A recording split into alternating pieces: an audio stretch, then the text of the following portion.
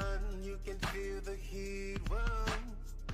When the pressures rise, building up inside, trying to break it down. But you come back stronger, ready to fight. Can't wait any longer. It's our time. It's like a force of nature. No stopping now. It's the stars to make it. Stronger than that. It's like a force of nature. No stopping now. It's the stars to make it. Stronger than that. Stronger than that. Ethan Burrell from big spin by the 50-60s. It won't be enough. Chris Records on the back of Johnny Johns, who covered Johnny. It's going to Victor Lane at the Daytona scores the win. The home place beer competing by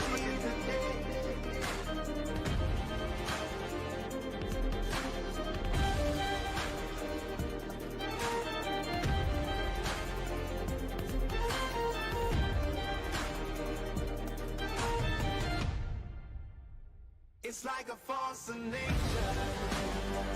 No stopping now. It's the stars to make it. Stronger than that.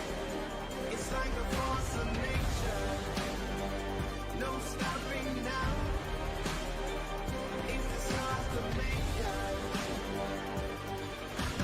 Stronger than that. Stronger than that.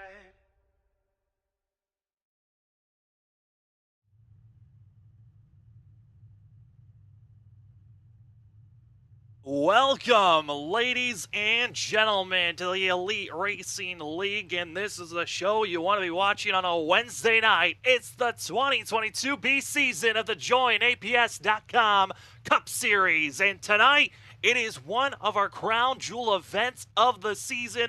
Full-length race here at Darlington for that of the Decor Depot of Southern 500 here tonight at Darlington. Race number 4 here tonight is going to be a tough track. You see the track layout here. It's an egg shape. The two sides of the racetrack completely different. Turn 1, a much wider, longer corner. Carry that speed much quicker, and then on the more narrow end, that's turns 3 and 4. Hard braking zones, and the potential of some dive bomb moves that can get crazy, hectic, and in the length of a 1.3 mile course, some deem this track as a short track, some deem it as an intermediate, but everyone calls it the track that's too tough to tame, and we're excited to give you the coverage here at the Elite Racing Network. My name is Sam Dyer. I'm going to be covering for that of Rish, as Rish was not able to continue on broadcasting. He's been busy, but we will be having our continued producer and co-commentator, that of David Huckleberry, joining me up the booth. David, it's great to have you with us as drivers just got done with qualifying. This is where they're going to be lying. Yeah, we're looking at Tyler Fody starting on the pole tonight. Hank Steinmiller second, Scott Crump third, Nick Massey fourth, Chad Frankenfield in fifth, Wyatt Knadel in sixth. Then we'll just kind of roll through these as they roll along because we got a lot of drivers and a short couple laps before we go live. Yeah, those lights look to be off, and this track's so unique on the fact that we could be seeing drivers, you know, having a couple of different opportunities on where they want to start. Here tonight, there's a lot of drivers expecting this race to be chaotic, dangerous, and a handful. And as you see most of this result going through, we got about 5 drivers deciding to start on pit road here, David. This is a very unique spot to be placing yourself in. But this track here at Darlington, a track well known for wheel spin, chaos, big wrecks, and this is one of the longest races of the season. 500 miles that these drivers are going to have to handle for 367 laps. Yeah, we also had Ryan Gavel, who spun, starting coming from the grid, is going to take an EOL now. As Wild way to start. Off. It is time to go, David. We're excited to give you the coverage again here on the Elite Racing Network. My name's Sam Dyer. We've got that of David Huckleberry up in the booth. We're excited to give you the coverage and take you all the way through the full length distance here at Darlington for the Decor Southern 500. We're green, heading down into turn number 1. It's going to be Tyler Fody on the inside. It's the 63 of Hank Steinmiller on the outside, but they're starting to get single filed up because this track, if you stay side by side for too long, that outside wall is going to be croaking at you as drivers continue to get rolling onto the backstretch into turn 3, hard braking zone, trying to survive, and in a blink of an eye, lap 1 is done, and it's Tyler Fody, the driver that's won 2 times already this season, going to be leading the way here for lap number 1. We all stayed clean through all the first lap, which is good. Looking good as we look back here, seeing the shots of third place runner, that is Scott Crump. Nick Massey going to be in 4th. As drivers, it's Darlington. They're utilizing some throwback schemes for themselves. And you're also already starting to see a little bit of lap traffic being thrown. Like I said, there were 5 to 6 drivers assigned to start on pit road. And those 5 drivers, Chris Wright, Bronson Stafford, that of Joshua Adams, Joey Chapman, as well as that of Shane Tarian, and that of Jared Rexy, all decided to start on pit road as we ride on board with the 40 machine and Tyler Fody. Lake Norman Motorsports has been on a tear to start this season off. The 2022 B season, David, I gotta say, Tyler Fody, he didn't get the championship these last couple of seasons. He's hoping to get it here done to get at least this season and start out with a good run. It's gonna let that Hank Steinmiller make the pass for the lead. That was a little bit easier than I was expecting, but it's only lap 3. You gotta be patient already.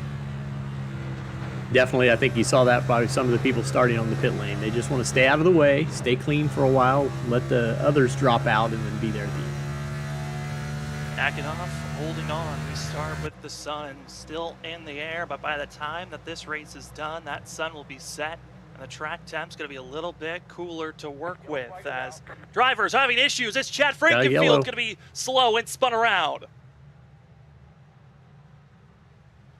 Drivers trying to get out of the way back in 27th and dropping position will be Chad Frankenfield.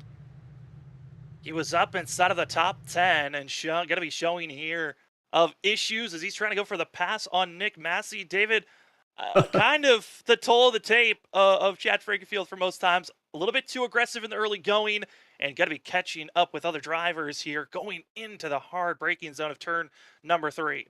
Yeah, lap 5, and you're taking Nick Massey to the wall. That Nick's a pretty easygoing guy, but that's kind of tough to take. So take another look at it, and you just can see trying to slow down, but just carry too much momentum. And once you put a driver up inside that wall, there's really not much you can do but just trust that you're going to be facing the right direction. And for the 15, it was not going to be able to do so.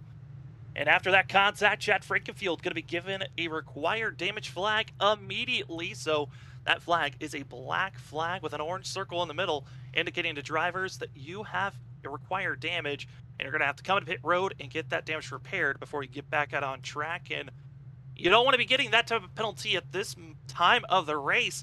I mean, this is already lap 6. David, if we find drivers getting required damage flags and you go 6 laps down, you're done for the night. yeah, that'll definitely be something of concern. We can run through on the yellow. We can look at some of these throwbacks. Now, I'll have to rely on you to know what the throwbacks are. I was hoping to rely on you. We're in trouble. I am not a NASCAR historian like some of the guys are. That's when we need Rish to come back and other people. Oh, yeah. As we got Hank Steinmiller, we got the classic 40. That's a Coors Light Coors car. Light. I recognize that one. Then we've got Scott Crump looking at his car. Now, if you're watching in the audience, in the chat, as we cycle through, what are some of your favorite schemes that you're seeing out here for some of these drivers? The mellow yellow scheme there, isn't it? For RC Anderson. RC's hoping for a good night here tonight after last week not winning at that of Monza. And there's going to be a classic, going to be Kevin Harvick classic scheme. And, of course, for there, Trevor running the 29. Good to see those drivers working together. Red Bull, they're happy with how their F1 team's rolling, but man, back in the NASCAR days, it was good to see how Red Bull was in NASCAR for a quick moment, and those are your top 10. And see a couple of other classic looking schemes as we're stacked up. Going to be going this time by. The lights on the pace car off.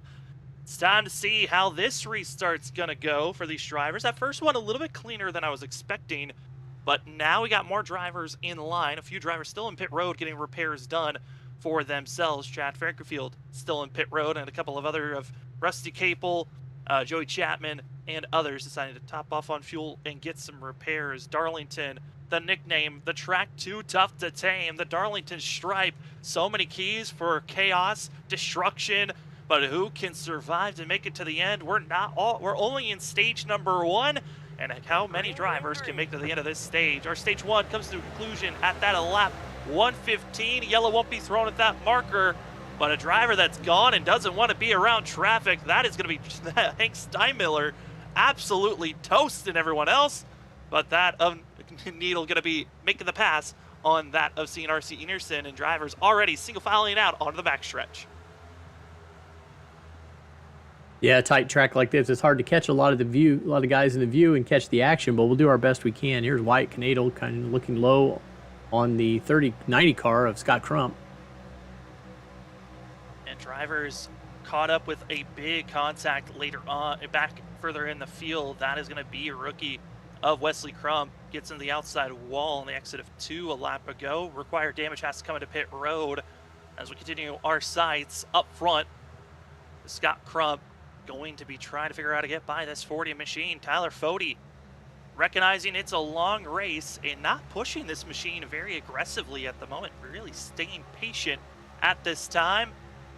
But David, hearing from drivers, there are some penalties out on track for passing under yellow, and that's going to be given to Joey Chapman and Richard Hines. But the black flag gets cleared for Joey Chapman, so he continues to race on. Hines was not given that key, and that of the 89 has to go in pit road. Is going to go a lap down for himself as we continue to watch the battling going on for second. Yeah, looking back here, back in the pack, everybody's about 2/10 of a second behind each other. There's a pass back here. Daniel Martinez trying to get under Michael Goodman. Takes that position up into 18th. That's a good pass, especially in the middle of the field. You're trying to make some big moves, and we've already got some pretty big movers. Biggest mover so far in the field, up 12 positions, back in 23rd position. That's Gerald Campbell at 31, and is up 12 spots. And then in front of him, you got that of Ryan Schuld, who's going to be up that of 10 positions. Same for that of Hosak in that of the 24. All kind of moving up together in a cluster. And here comes the 1. That's Joshua Adams, who decided to start on pit road, qualified up in 16th. Decided to get a good pit box for the 1 machine, but starting on pit road, that quick yellow, helping the 1 to get back collected with the group, and some great momentum that we're seeing here from Adams. Yeah, it's going to be misleading in our timing and scoring. It's going to show him dropping 7 spots from the beginning, but he actually started way at the back. Started back in those 6 drivers that started further back in the field, and now going to be trying to make the surge going forward as we're riding on board with the 1 machine. Just can see how claustrophobic this track can feel at times.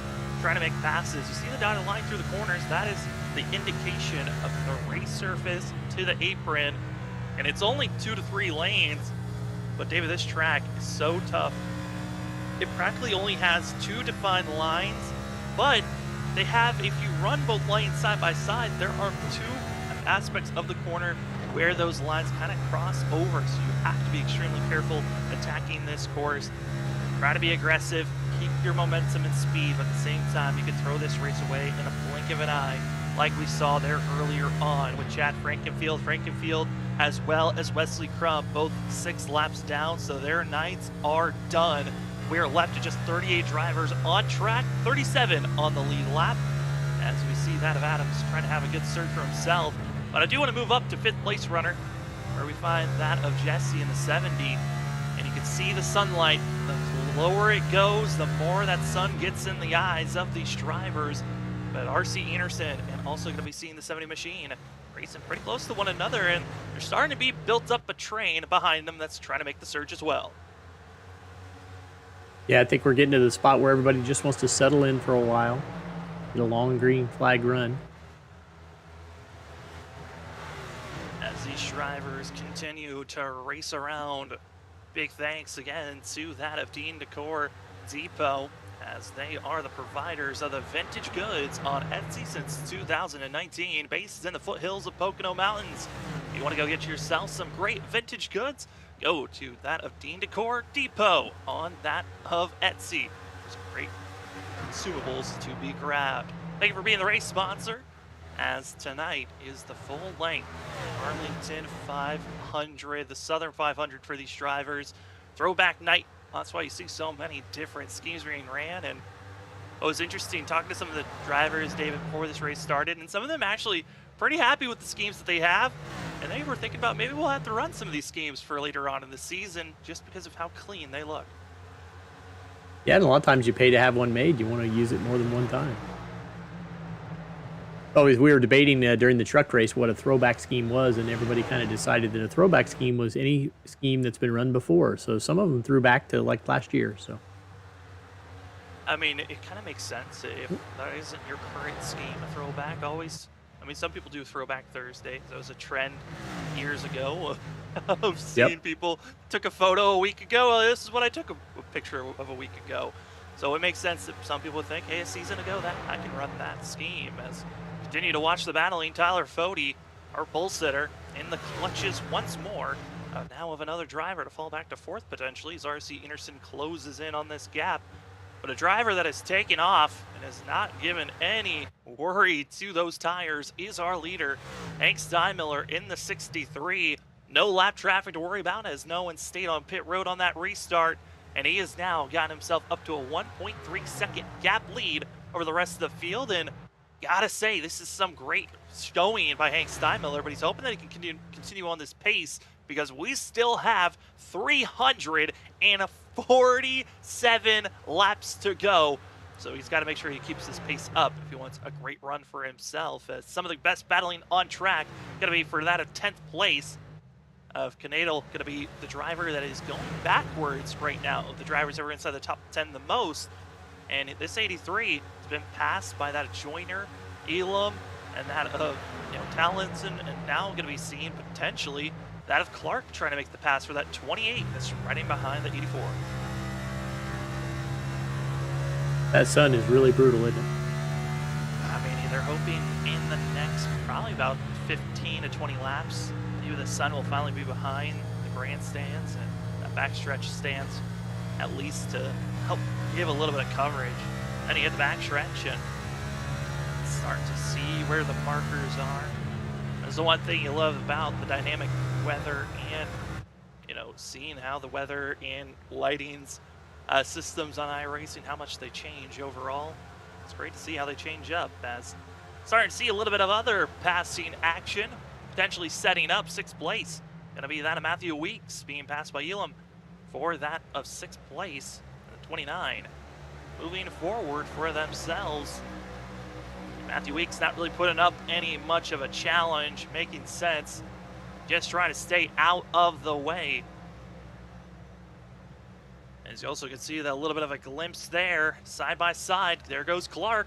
That 84 continues to look like those tires are gone. And was hearing from drivers, also been watching as this week on iRacing official races was at Darlington this week, because that's where NASCAR's heading, and iRacing and NASCAR trying to line up with one another on their week-to-week basis for official races. And some drivers talking about how they feel like the tire wear on that rear right tire, you want to make sure it doesn't get worn down too much. If it does, the rear end just wants to kick out, and the longer the run goes on, the looser these cars can get. We're 24 laps in. We've had one yellow. That takes away about 5 laps of green flag racing. So these drivers starting to feel a little bit of pressure each and every lap as we continue to roll on. As we're watching on screen right now, the battling for drivers trying to crack inside of the top 10 and also up to that of 10th, back to 15th, all in this group in line, showing how passes can be made, but it's such a risk to reward system of how much are you willing to risk to gain just one position. As you see a little bit of a shimmy there, 84 up to the outside wall, has to back off, throwing it down low is David Tooker. Tooker as well as the 0-2 of Thornquist closing in, gotta be patient. That Yeah, 84 is really starting to give them a scare there, David. That's why I was kind of watching Thornquist. He's had a run in a couple of series lately with some early exits, and to be fair, they've been less than graceful exits. Just way too aggressive, way too early. And I notice he gets a good run as he goes into some of these corners, a little bit faster than everybody else. So he was making me a little nervous there for a while. Yeah, his entry, very aggressive, which, you know, with most racetracks, when you got a fast entry, it means you're going to a slow exit. That 0-2 seems to still have plenty of grip. Hold on to that momentum and that speed through these corners. Right now, trying to stay attached to the 19 in front of him to move forward as he's in 12th position. And drivers that are on the move going forward, we talked about some of those drivers further on back that started on pit road, then got the caution that was needed to allow them to move forward. Joshua Adams is the highest mover of all those in 16th position. Then you fall back, there's a couple of other drivers from Sky Motorsports that started on pit road. The whole entire team practically did, except for Nick Massey. Shane Terrian in 24th place, now making his surge forward. But behind this 83 is a gaggle of cars that you kind of get scared of. Whenever there's a middle of the field to back half, there's always that cluster of drivers that you're kind of get nervous about, that they might be the group that could bring out a yellow. Good to see Nick Massey still out there. He didn't get much damage from that accident. Didn't take him out like it did Chad. And got a majority of his damage was going into the outside wall and kind of scrubbing it with slight front end damage. These cars can take quite a beating at times, but it matters on where you hit. If you hit on the tire wheel well, a lot of damage can be put on. Rusty Capel with an issue. Let's see what's going on. As Rusty is slow. Going slow down the front straight. I believe he did come off the outside wall at some point. Just doesn't feel comfortable on track. Back up to it. There you go. Gonna be seeing it here coming out of the corner of turn 4. Sees that the 31 car machine. 81 car of Alex Gray was up high. Talking about drivers, you know, different spots. You don't want to make contact, and right there, you don't want to hit the wall in an angle, breaking that front left tire, and now going to be having to struggle and putter. That 9 taking the toe to pit road, and that could be a race ender for our 9 machine, being the third driver that we'll be calling it a night potentially here tonight.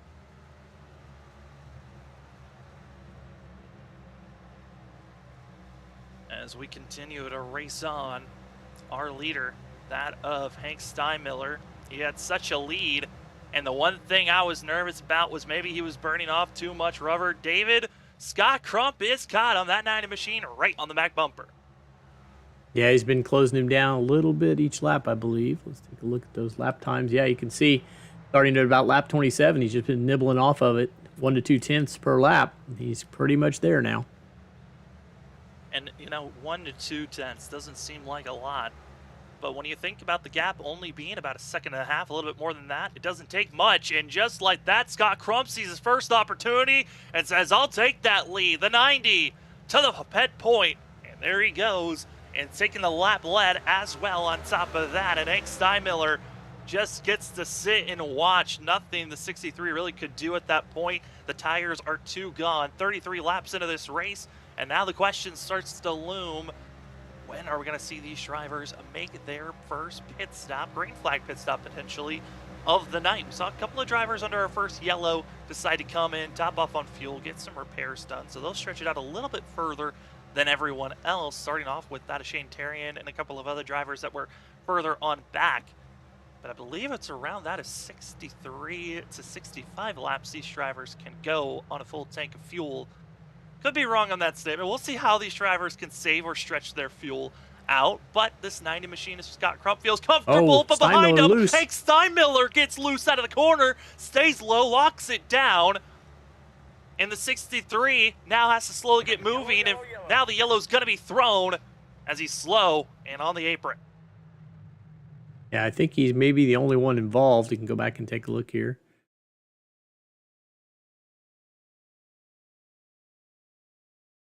And it just gets loose, overcorrects, and then decides to just lock it down. And Darlington, probably one of the more finicky tracks of where you need to be on track to bring out a yellow. Usually if there's an accident in those top 3 lines, the yellow flag will be thrown, but here tonight it looks like it was the 4th line that these drivers need to be. And talking about fuel strategies, well, it's not going to be something to worry about for at least another 60 laps, as I'm expecting a lot of these drivers hit pit road, get their service done, as everyone ducks it down into pit road. Let's get some 4 tires and fuel. Scott Crump and everyone else in the field come down. Kind of a curved pit entrance there. Yeah, I mean, this is probably one of the more difficult pit entries, David, for these drivers to make their stops, as it's a blind corner. You have to go down so low and slow down a lot, because if you don't, you easily can miss pit road or even run into the water barrels at the pit entry. So drivers have to be careful as they come into pit road. And for a lot of these drivers, they got plenty of tires to work with. They were given 12 sets to start this race off. So if they get a caution every 30 laps, you still have plenty of tires to work with. Ooh, 3 wide up there at the top.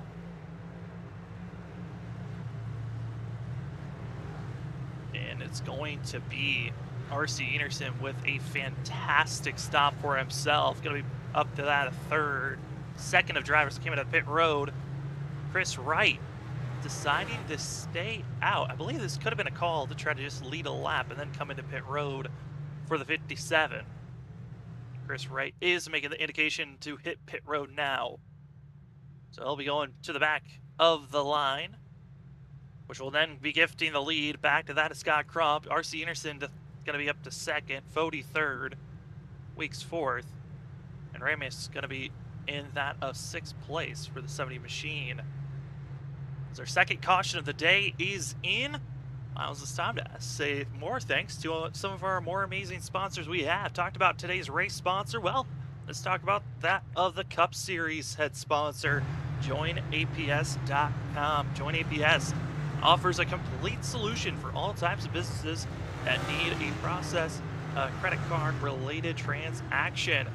Their industry specialty solutions provide the best options for your business model.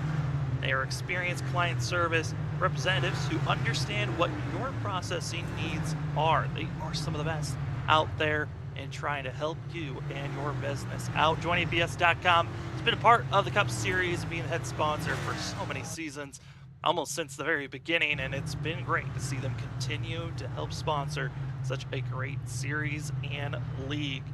As David, we're under yellow.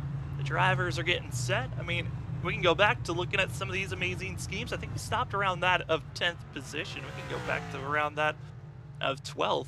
Continue looking at some of these amazing schemes that these drivers put out for themselves. As there's Joshua Adams, we got to see a little bit of a glimpse of.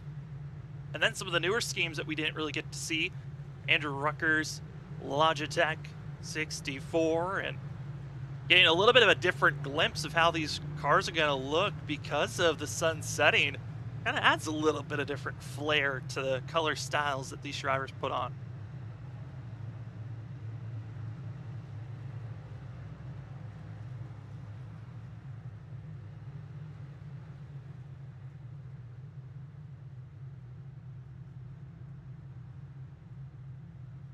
See there, the 32, 44 of Goodman's machine.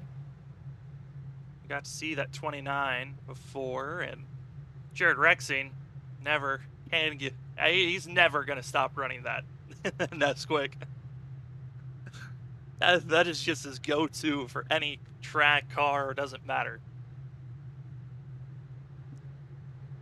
And there is gonna be Johnny Thomas, as we got to see the drivers back to 22nd position. Drivers up front, though, they're ready to go back green flag racing. A pace car is off. And the Dean Decor Southern 500 here tonight is back to green flag racing. It's going to be that of Scott Crump taking us down into turn number 1. Side by side, though, it's going to be R.C. Enerson and Tyler Fody. And this run, a lot of good information is going to be given to Tyler Fody for the 40 machine. I'm interested on, does he get more aggressive or more passive on those tires, mainly because that of the 40 machine was so gentle on those tires, trying to have the best long run pace. Almost looked like it was going to hurt him on just giving up too much time. His track position, so important here at Darlington, as R.C. Anderson's trying to close in on this gap. Drivers, though, going to be back in 6th place. Chad Thornquist starting to get able to pass that of the 70 machine. Thought we were going to see some other drivers get a little bit closer, but David, this track, the outside wall, the Darlington stripe, it is one of the key factors of this racetrack. Everyone expected to brush that wall at some point, but you're hoping that it's not too aggressive to ruin your day like we've seen other drivers so far.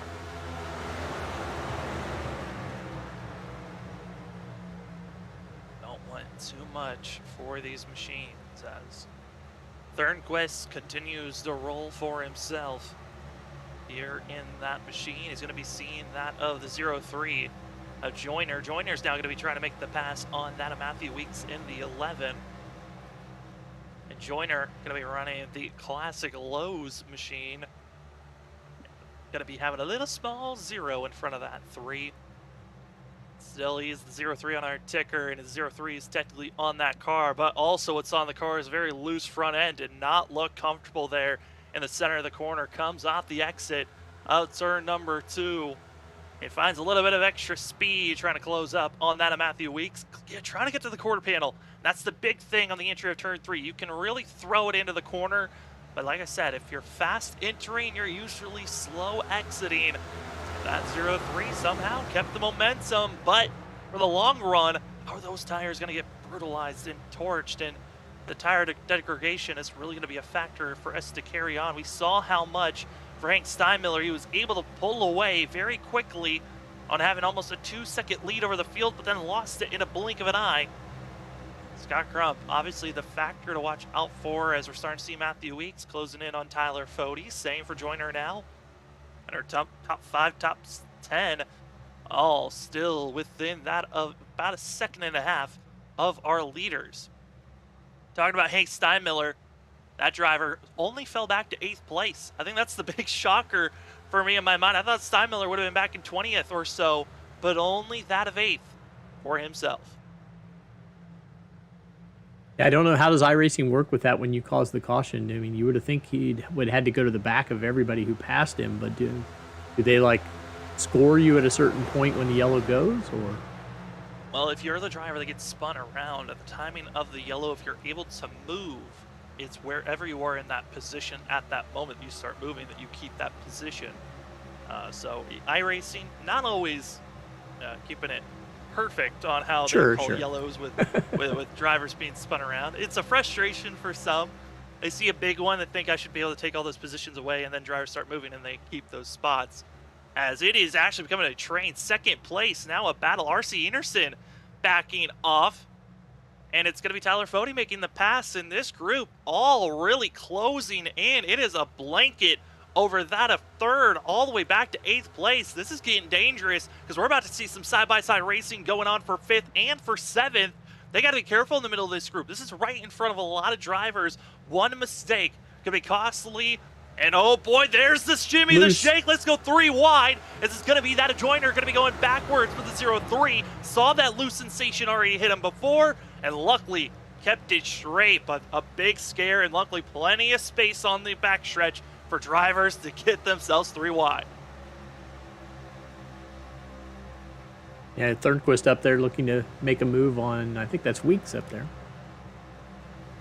Trying to figure out how to get by Weeks, as well as trying to figure out how to get by the 70 machine. And Matthew Weeks trying to keep that nose as clean as possible. And in our top 10, biggest mover so far is Chad Thornquist in the 02 that you see on screen, up 14 positions from where he qualified.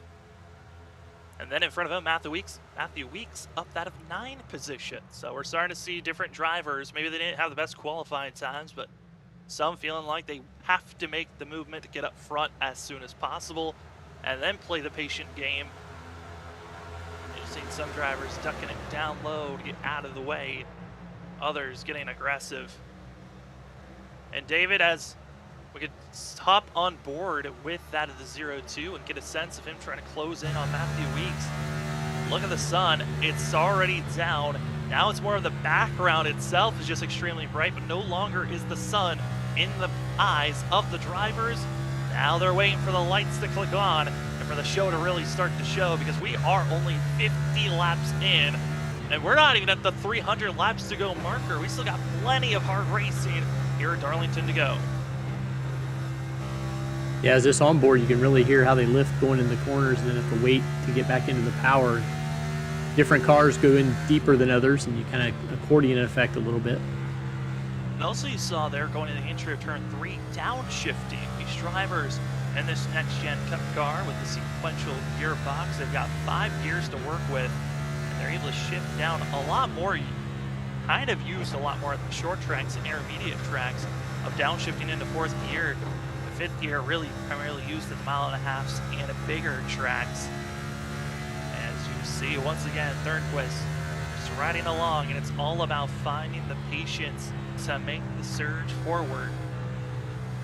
As we hop outside and see a bigger picture of what the battling is looking like, that of going to be seeing contact behind. It's the 63 and the 03 going to be making contact with one another for 7th place, which is going to slow down the rest of the field of Andrew Rucker, Adams. They all have to slow down as they're closing in, and the 63 slow, low, and might have to go into pit road.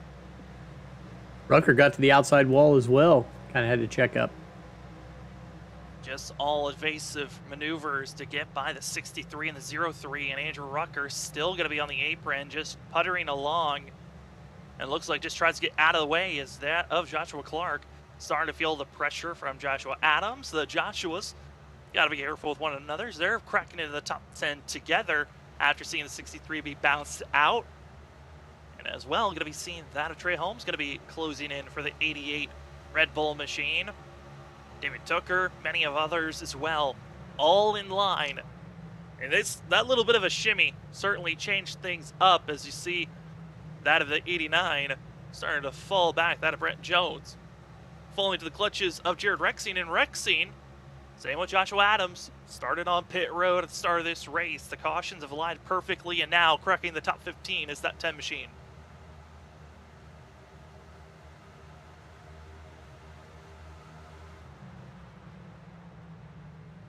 And as we continue to race on up front, do want to give note of some drivers further on back, as we are down to just that of 35 drivers on the lead lap after we started out with 40.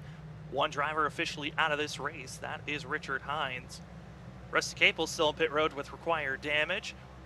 That of Wesley Crump is back out on track. Chad Frankfield as well back out on track for themselves. They're going to be over 10 laps down, the both of them. As we see the 44 of Michael Goodman running in that of 23rd position, about to be caught up by the 4 machine. And for these drivers tonight, a season of still trying to get better finishes. This is only race number 4, David, for these drivers, and there's still a lot of time to lose and gain points, but tonight could be a game changer with how long this race can be and how brutal this track also can. If you keep yourself out of trouble, you could have a very great finish at the end of the day, but at the same time, we are still in stage number 1. Stage 1, there will not be a yellow thrown as, oh no, the 4 into the outside wall, got a little bit too aggressive there on Goodman and throwing it all away. Instead of 1 position, let's lose 4 in a blink of an eye. And talked about trying to keep yourself out of trouble. That is not how you do it right there, but our stage 1 break, quote unquote, for the top 10 drivers, they will get bonus points at lap 115. At the end of that lap, no yellow will be thrown, but that will be technically the count of stage 1 for these drivers. Stage 2 is that of lap 230, and then we race to the end to see who's going to get to victory lane, but plenty of still hard racing to go as we are technically at the halfway marker of stage 1. Now, I'm not a historian, but even I know what the 24 car is a throwback to, although it looks really weird with that 24 move forward on the doors. It does. As long as you don't look at the sides, you look at the top, Yeah. and you're like, okay, the Rainbow Warrior car, it's there, that, you know, you're feeling good, confident, you're like, all right, let's go, Hozak, you got this, and then you look at the sides, and you're like, oh yeah, this is the next gen Cup car, the number, the number fiasco of it being pushed forward to give a little bit more space for the sponsors. And I think I would have liked if Hosack had got, if you're going to push the number forward, hey, move that sponsorship on the side a little bit forward and use that space. That's right. You just got a blank blue spot there. Now, Jeff Gordon's in the news here locally. He's going to be running at the Indianapolis Motor Speedway this weekend in a Porsche Carrera race, partnering with Ray Evernham. The word is that they're kind of trying to get him some seat time to start to think about maybe a run at Le Mans, I think it is. Yeah, there's a lot of talks of trying to get him there for Le Mans, and I'm excited to see if Jeff Gordon would race at Le Mans for that race. I know with NASCAR trying to get their vehicle for the 24 hours, that's the best way to get practice, is slowly but surely get your seat time while this year is still going.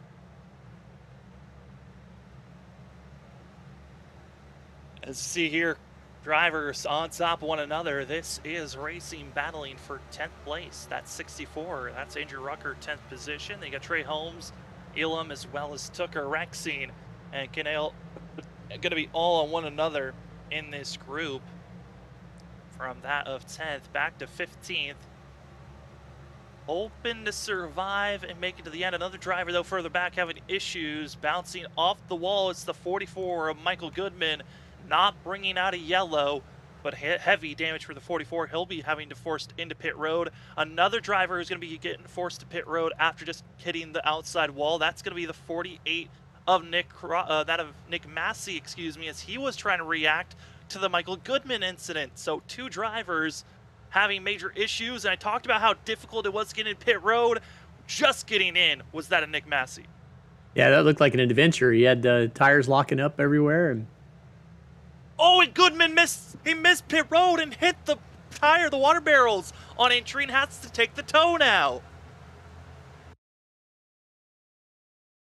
And just like that, it's two drivers hating to see how this run goes for themselves as we take a replay on what happened to Goodman here.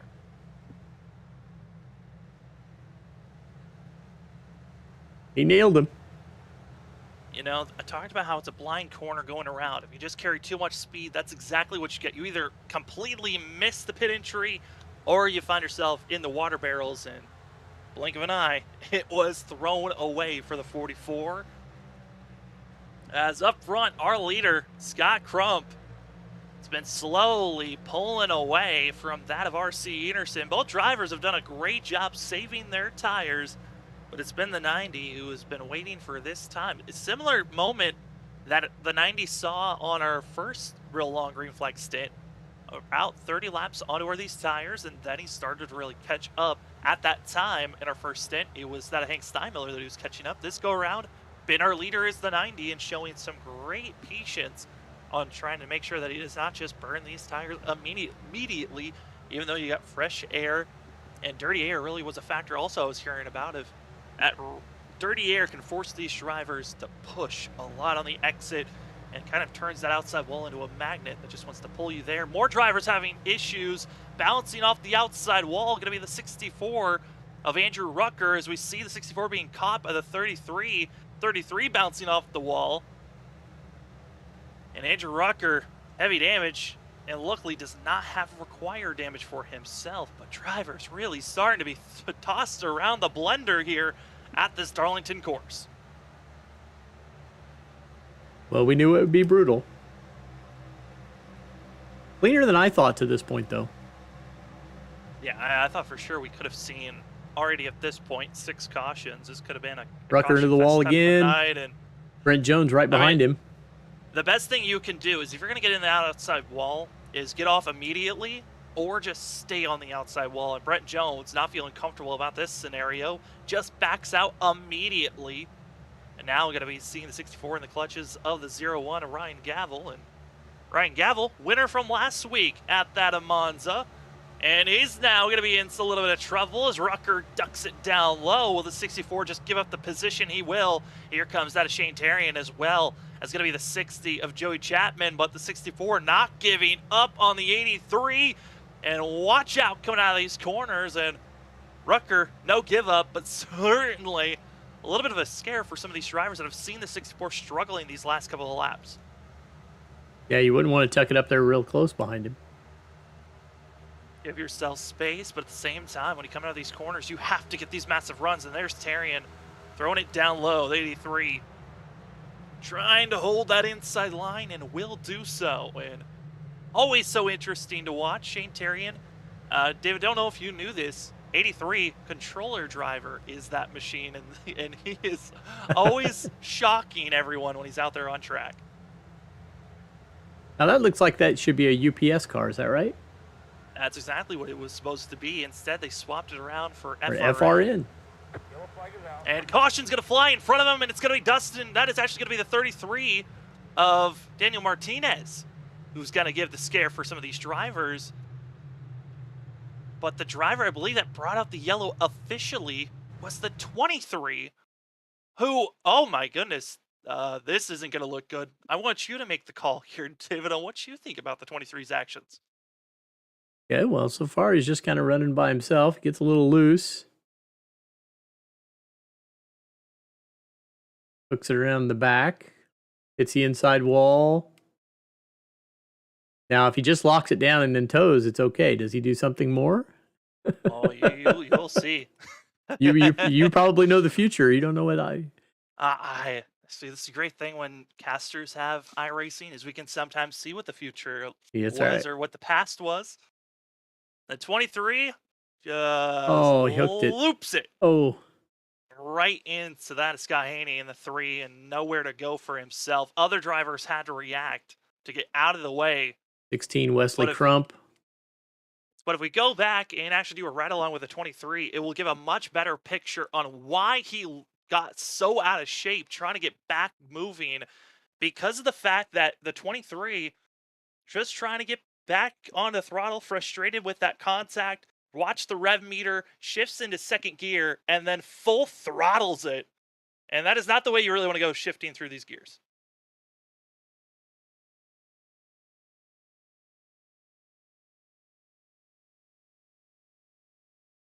Night over for Haney, probably. And for that of Harrison Talon, his night is done. He has already called it a night. He's left. He's come back. He's going to try to get repairs done. Scott Haney is in pit road getting repairs done. There are quite a long list that has grown now of drivers with required damage. Michael Goodman, who grabbed it earlier, same for that of Wesley Crump, Nick Massey, and then on this caution, Harrison Talon and Scott Crump going to be added to the list of drivers having their issues. As we were looking at the replay, pit stops were underway for these drivers. 4 tires and fuel, and R.C. Anderson going to be our leader at the moment.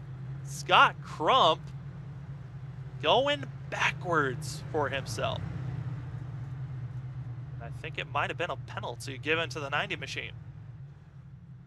Yeah, he's all the way down to 23rd now. And he's still dropping all the way to the end of the line. Might be signs of speeding on exit potentially here for the 90 machine. And he's also going to be having a little bit of blinking issues, which now, when he's the leader in blinking, it's not really that bad of an issue because he's pulling away and no one's in danger. But now that Scott Crump has been blinking so much and going to be put in the back half of the field, I'm now concerned that race admins might deem the 90 being unsafe to be driving around, especially if he's being much quicker than everyone else and is going through this field very quickly and no one knows where exactly he is. Yeah, it's a pretty common issue for Scott, unfortunately, with his network or whatever. He frequently does blink a lot. He had actually a benefit of it during the truck race, I believe it was. He blinked and then appeared back up at the wall, and he didn't give him the damage for hitting the wall. So he ended up having a real good run the rest of that evening. Came home with a podium finish after being thrown into the wall. I mean, sometimes you luck into, Yeah. Racing known for being 80% skill and 20% luck. You always need that luck if you want to get yourself into victory lane or just have a good finish. That's always what these drivers are looking for. As drivers are getting stacked up and ready to go up front again, it's going to be R.C. Anderson, Tyler Fody, Matthew Weeks, Chad Thornquist, and that of Jesse Ramius, as well as going to be seeing that of Adams, going to be your top 6. Thank you for joining us here, ladies and gentlemen, on the Elite Racing Network. My name is Sam Dyer, coming in and covering for Rish, as really it's going to be turning into kind of a revolving door. I'm going to be here helping the coverage until October, and then we'll have another person hop in the booth. But the person who's been here since the start, and most likely will be here for most of the season, we got that of David Huckleberry doing double duty, commentating and production, as we are back to Green Flag Racing for that of the Dean Decor Southern 500. Back down into turn number 1. RC Anderson takes off. Matthew Weeks now going to be making the pass for that of second place, pushing Fody to third, as drivers having some issues, and it's going to be the 70 machine, a poor entry into turn 1 from that of 5th all the way back to 15th. Ooh, it was going to get tight there. We were going to go 3 wide. 91 backed out. Got the 31. Giving a little bit of space, and that's going to be Joey Chapman going to be making the pass on buys. Ryan Gavel says, I'm not giving you that room. I want to take that position. And then for the lead, that of Matthew Weeks takes that top position very aggressively. And RC Anderson's, hey, you take it, you take off. I'm going to save my tires for the long run. Those two being teammates, you know they're probably communicating that anyway. Also going to be seeing the drivers that have been pushing forward since the start of the race, starting in our 5th, the last position, the one of Joshua Adams, now up to 4th, about to make the pass for 3rd. I mean, what a climb for a driver that decided to start on pit road, and now, within 76 laps, has caught up, has gotten the cautions to help this one machine, and David, I gotta say, making the pass for 3rd now, Joshua Adams, this one machine is looking very strong here tonight. Yeah, I think he must have been confident in what he had tonight and just wanted to stay clean, because he's just rolled up through the field. It's been kind of a tradition to see wheel spin cause at least one major accident. A lot of drivers thought it was going to be on that first start of drivers trying a little bit of wrong gear, wrong time, and making a big carnage and mess on lap 1. Didn't happen, and there's a little bit of assistance, which, giving a bump to another driver, has been kind of a question mark of, do we really want to do that tonight? As for some drivers, they've heard that it will just wreck you loose, or it can give you a little bit of help. And here we go, another bump into the corner for the one. Thornquist being brave like usual, not afraid to give a bump to the driver in front of him. Yeah. Haven't heard anything said in driver chat where he didn't like that, so he must be something working together. As it's going to be Tyler Fody ducking it down low, and RC Anderson going to be still pressuring side by side. Exit to turn 4. Fody's going to get a little bit loose and holding strong. It's going to be that 50 machine. Down into turn number 1. A little bit of a push up by the 40. That tight sensation on the entry really hurting and clogging up the rest of the field. Jared Rexing now getting into the fray of this group, as this train is now from 2nd back to 6th. As the 40 of Tyler Fody holds on, and Thornquist now under pressure. As here comes that of Jared Rexing, the 10, willing to put the pressure on and try to get underneath that 0-2. Not able to do so, and the same thing for Joshua Adams. So just wait in, looming for a couple of moments. And the big thing is you wait, you pressure, and you hope for a mistake. That is always what you're hoping for when you come to Darlington. You're more so racing the track, hoping that you're having a cleaner run than the driver in front of you. Hope that there you get into the wall and just throw this race away. Good run by Adams there. Ooh. Tries to get on the inside, not able to do so. And they just get back in line and try it once more. And drivers having issues. Scott Crump, as well as the 4. Crump facing the wrong direction, gets spun back around, and looks to be potentially going a lap down here if the 90 can't get rolling. If he found himself in issues, and slow, low, and the caution will be thrown.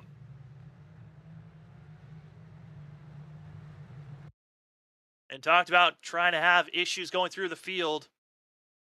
And this is a terrible sight of netcode. Yep.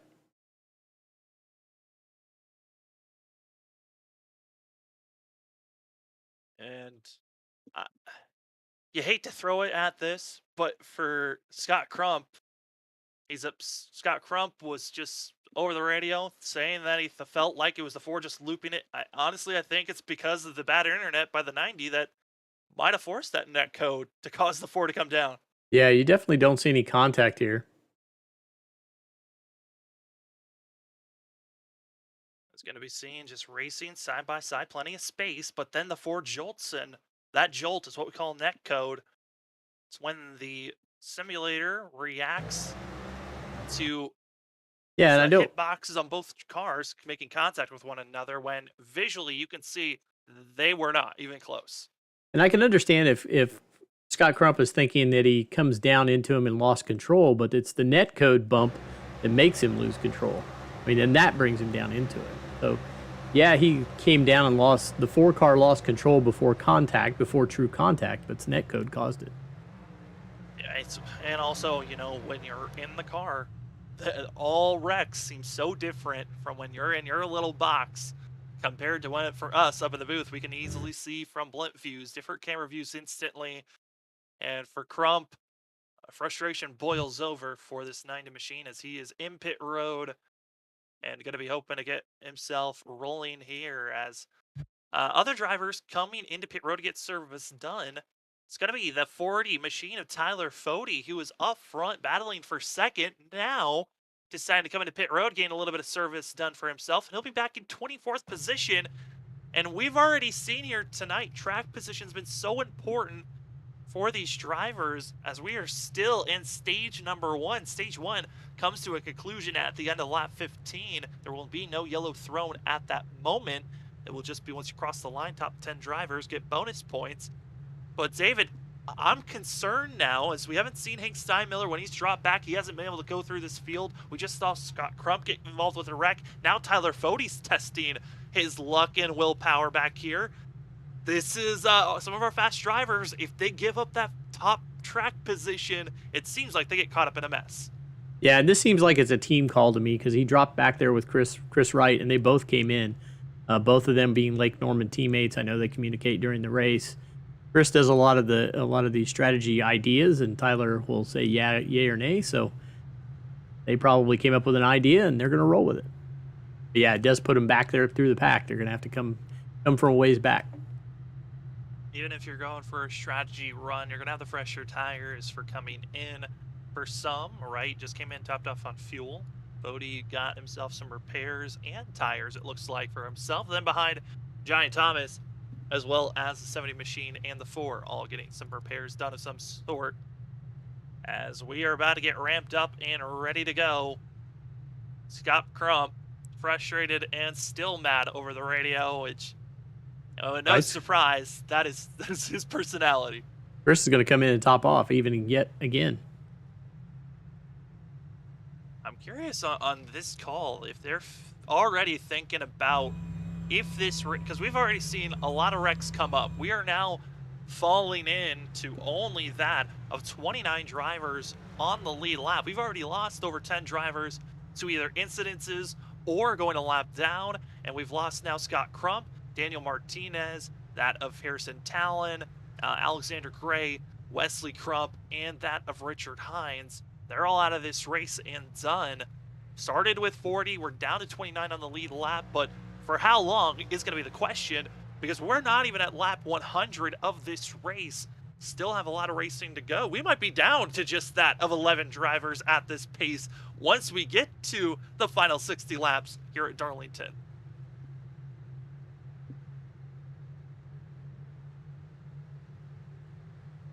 As pace cars pulling off, we are getting ready to roll as the Dean Decor Southern 500 is about to get back to rolling. It's Matthew Weeks, R.C. Anderson, Chad Thornquist, Joshua Adams, that of Joyner Rexing, that of Clark, Tucker, Holmes, Keneal, going to be those drivers ready to get rolling as we are green here to start laps 86. It's going to be Weeks up front, but that of Thornquist in a trouble spot. Here comes Joyner on the outside.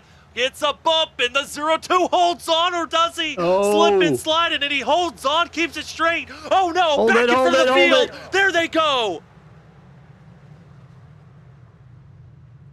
And it continues to pile in. It is bigger than we could have ever imagined. And it's a worst case scenario. No one hit the 0-2, but Oh. everyone else had to react Look at to him. this. You just talked about this. Oh, man. This is the 40. Tyler Fode Fode. drops down, tries to back off, keep himself out of trouble. Other drivers bobbing and weaving. And oh, no. It's not as bad as you think, though, because he's still drifting. The question is, does he get hit again? If he gets a third contact, I think that's going to be a bad showing for the 40 machine. But those didn't look like they were too bad of hits. But after that contact, that of the 64 that you saw there of Andrew Rucker, also the 31 of Gerald Campbell, that Campbell really got the first big brunt of trying to avoid the 0-2. And what you hate to see there is it's a driver of Thornquist. The 29 comes around. There's nowhere to go for the 2 of Robert Hill, who comes down. And those are the moments where you're hoping for Thornquist that he'll keep that car low, but just not able to do so. As we'll take another look from Gerald Campbell, who's another driver who got required damage, and how the 30 truly had nowhere to go. That was right in front of Shane Terrian as well. That's a lot of drivers that got some type of cosmetic damage, and that is everyone from 4th on back that had to find a way to avoid that carnage.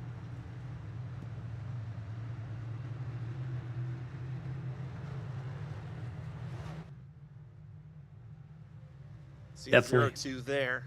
I mean, David, what are your thoughts on those types of wrecks? Hell, there's not much you can do. You're just hoping that the car is not going to be there when you get there. And Thornquist did a great job of saving it, but it just causes so much chaos for everybody behind him. Nothing you can do about it. That's a lot of good cars sitting on pit lane right now. That is, as drivers that qualified inside of the top 10 start this race off. Tyler Fode only had to be in pit road for 25 seconds of repairs for the 40 machine. Robert Hill had to be in there for over 40 seconds.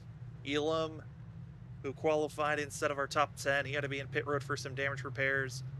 Thornquist, who was up in the top 10. We saw Rucker closing in the top 10. And Gerald Campbell, who qualified back in 35th position, but was climbing. Now going to be back in 29th, still in pit road. Talked about having 29 drivers on the lead lap. We're now down to just that of 26, but of those 26, we only have about 20, I would say 22, that are kind of still in decently raceable conditions. We are over an hour in now, and we're not even to lap 9. Oh, This is going to be a long night. I hope you got your coffee. Hopefully everyone else got your bathroom breaks. We're 5 cautions in. We're not even done with stage 1. And, man, we still got a long way to go on this one. I think Rish probably was like, you know what, I'm going to back out of this one. This is going to be, one of those crown jewel event races. It's 500 miles. That first Daytona race was long. Darlington might be longer. But I'm happy to come in, substitute, help out the middle of this season for the JoinAPS Cup Series here on the Elite Racing League, as we've got more amazing sponsors that help us out throughout the season. And one of the other consistent sponsors that's been here a little bit, not as long as JoinAPS, but has been the next longest sponsor that has been here for the JoinAPS Cup Series. That is Blue Egg Marketing. Blue Egg Marketing is a marketing department for small businesses. Hey, partner up with JoinAPS. They help out all the great businesses out there. But Blue Egg, they are mainly focused on making sure the marketing department, small business owners, and they are all set up to be pushed to be ahead of their weight class. Thanks so much, Blue Egg Marketing, for being a great sponsor here for us here at the Elite Racing Network, as well for all the amazing series that we get to cover here, as well as we get set up for tonight. Drivers stacked up, ready to go. 90 laps in. Plenty more still of racing action to come. My name is Sam Zire. I've got that of David Huckleberry with me up in the booth doing double duty, commentating and running production. But the drivers on track, they've only got one job, and that is to make it to the end of this race and hope that you're in victory lane as green flags back into the air. It's Matthew Weeks, R.C. Anderson, that of Adams, Joyner, Rexing, Clark, Tucker, all going to be charging into turn number 1, and it's going to be our front 2 already in line.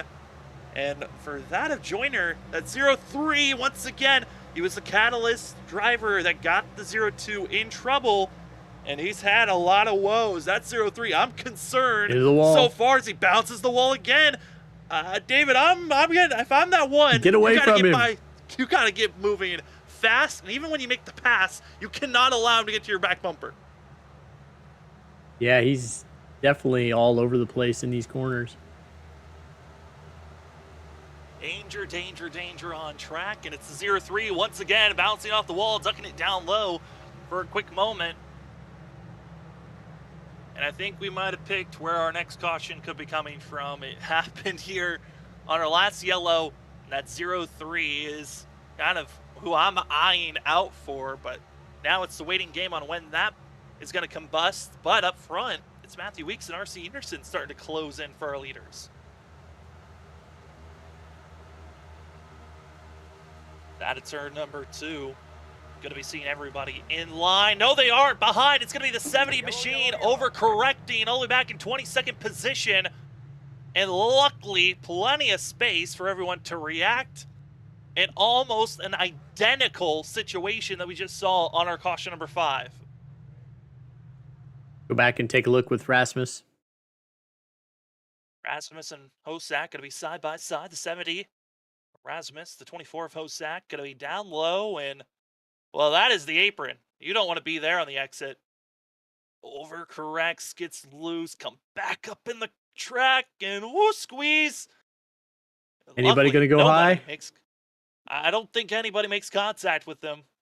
And there goes Scott Haney, giving a trust exercise for the 3 that's somehow still racing. See what happens to the 0-2 here. Oh, no. 32 gets sideways. Locks it up and into the wall. Thornquist into the outside wall, just trying to avoid Durer. And for Thornquist, that is like almost gets hit by Durer. Oh, man. I think that's always the more interesting part. The first initial wrecks, you're like, okay, this makes sense on how this wreck happens. It's the aftermath accidents that are always so interesting to watch on how drivers decide to react. Some jab on the brakes and decide, I'm going to stop immediately. Others test their fates by keeping in the throttle. And then some, it's get loose, spin out, and sometimes collect other drivers. As R.C. Anderson giving up that second place position to come into pit road. And going to be getting some service done for himself. Going to be getting back out on pit road. And David, we just talked about it for about 3 to 4 other lead drivers that have decided to come into pit road, go for an off strategy. Puts him in the back. Do you like this call by the 50? Puts him in the danger zone. That is going to be tough. Now it is going to put Chad Thornquist behind him. Where does it put Latham Joyner still at the front? And Squirrely. And now with Latham Jr. going to be in second place. He'll start on the outside most likely on this restart. And we'll see how well he can be rolling.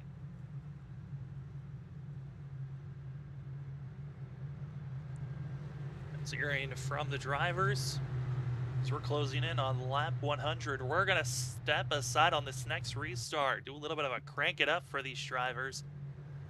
Give you a sense of what it's like to roar around here at Darlington.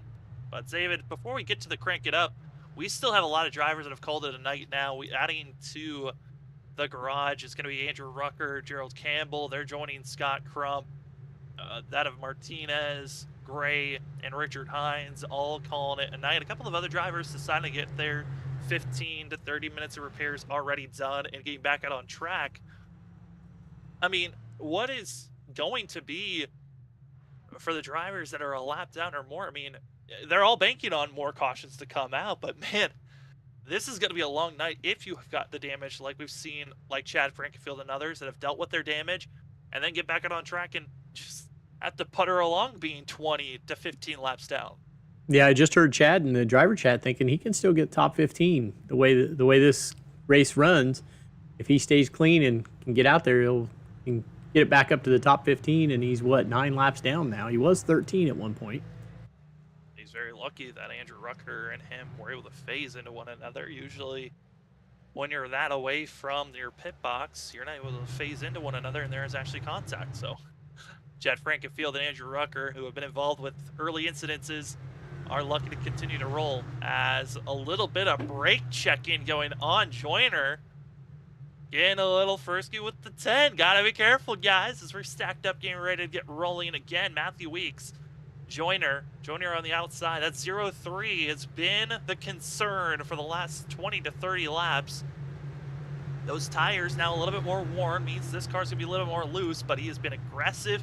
He made a tap on Chad Thornquist that got him loose, then that bump.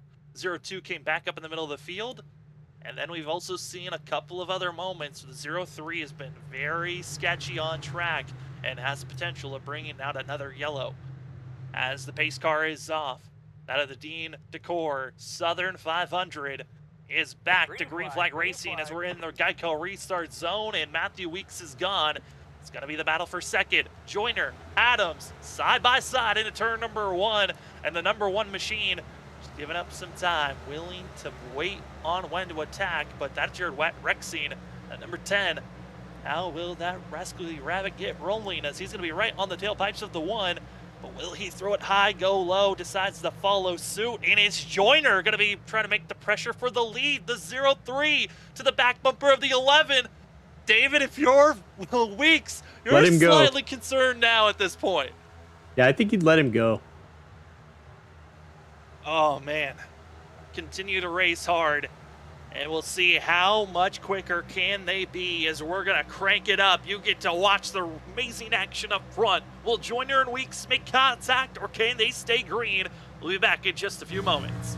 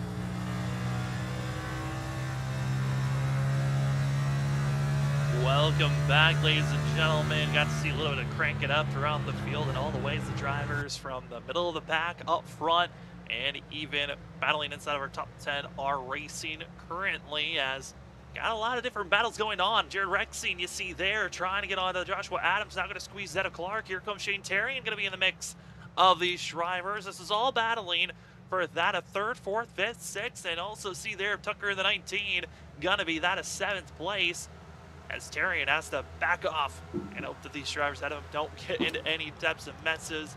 Thank you for joining us on the Elite Racing Network as you are watching the Elite Racing League 2022 B season of the JoinAPS.Ccom Cup Series, as the drivers are here for race number 4 at the Decor Southern 500, the second race of our 3 crown jewel events. We had Daytona start the season off. We got here at Darlington, and then we got Indianapolis, which all 3 races will be full-length courses for these drivers to figure out how to tackle. And here tonight, we are closing in. It's a stage 1 closure. Now, the yellow will not be thrown at our stage 1 break, which is at the end of lap 15, but only our top 10 drivers get those bonus points, and we're starting to see a little bit of wrestling going on around 10th place. RC Enerson is on the move, and the 50 machines got fresh tires on our last pit stop, and that is 25 fresher tires than the drivers in front of them, and the 50 is making it work. Thank you again for joining us on the Elite Racing Network Wednesday night. My name is Sam Dyer. With me is that of David Huckleberry. And David, it's been a wild race so far. We've had 7 cautions in our first 100 laps, but I think we might have found ourselves in a spot where we could stay green with how these drivers are racing right now. Yeah, you would think, but still, there's a lot of cars getting right up on the back bumpers of other cars, and that's when crazy things happen. Well, as a lead commentator for tonight, I think it's bound for me to give a little bit of a commentator's curse at some point, and I think I've almost brought it out with that call as Joshua Adams holds on. Thought he was going to bring out a yellow. Now going to throw it down underneath the 83 of Shane Terrian, and Terrian holds the middle line. Expected to have the better run moving forward as some drivers further on back slow. That's going to be the 2 of Robert Hill Jr.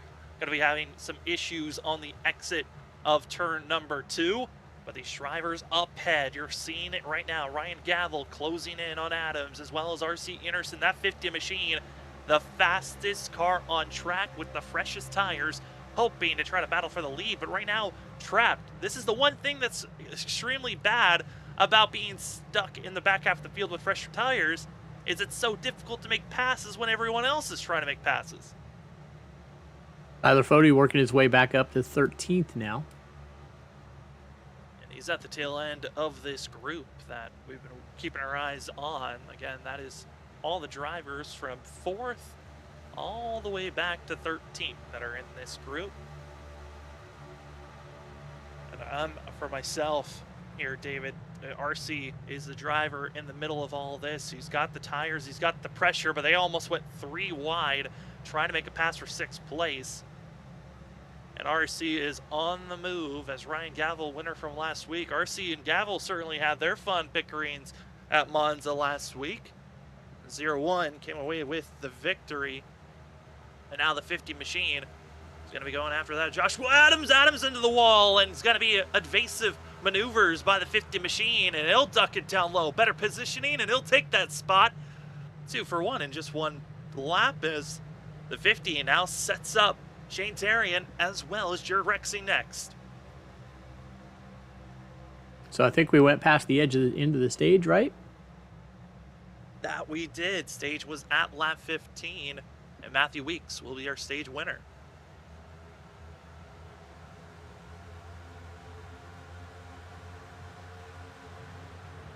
But Matthew Weeks has got some contenders to watch out for as we right on board with the 50, and he'll give a little bit of a tap. That's not too bad to get. And he'll give a bump to the 83. Shane Terrian trying to hold on for dear life as he's also trying to get by those Jared Rexing. As RC went with the risky route of coming into pit road, taking tires, and has been really truly the only driver of the 5 that were up front battling for the lead at one moment that decided to fall back who's been able to go forward and crack back into the top 10 at all. Everyone else has really been struggling to make any type of movement, but there's the 50, use those fresh tires, and a power move by that of RC. Yeah, looking back through the field, the only other cars that came in at that same time, Trevor Elam and Chris Wright, Kendall Noah. Most of those are Trevor Elam's 11th, Kendall Noah player, and Chris Wright 22nd and 23rd. And these drivers continue to figure out where they want to go. As drivers further on back having their issues of placing the wall, having trouble with one driver right now that's loving where he's at. It's got to be RC, but the one who's in a much favorable spot, Matthew Weeks. He's been able to pull ahead and over that of about a half a second over Clark, Joyner, and RC in 4th place, which Clark now making the pass for 2nd over that of Joyner. Feeling good. It's the 28 machine, but I think for Joyner, he's recognized he's got to get moving because RC's closing in quickly. And issues, Jared Rexing coming on the stretch behind these drivers that were watching the 10 does not bring out a yellow. It'll be low, slow, and out of the way as we continue to race on. Joyner goes low, almost comes up into that of RC. And Joyner's a little bit frazzled with the contact that he got from RC. And RC seems to be feeling like, you know what? I'm going to get you out of the way. That 0-3 has been a trouble spot for a while. And Joyner was not happy with the contact that was given. And now RC up to 2nd. He is flying right now after really getting into better clean air and better spots to make passes. At a Pro Edge 1, 2, 3 now.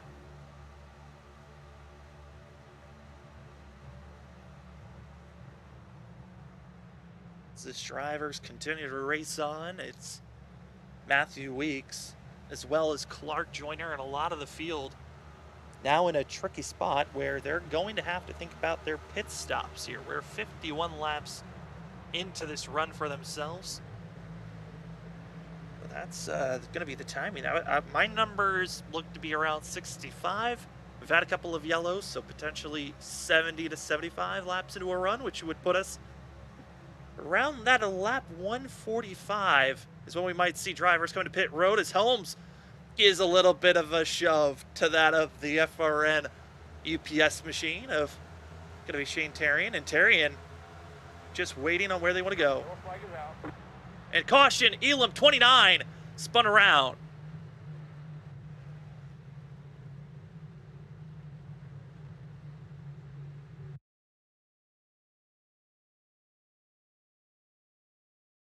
Elam coming up behind Joshua Adams here.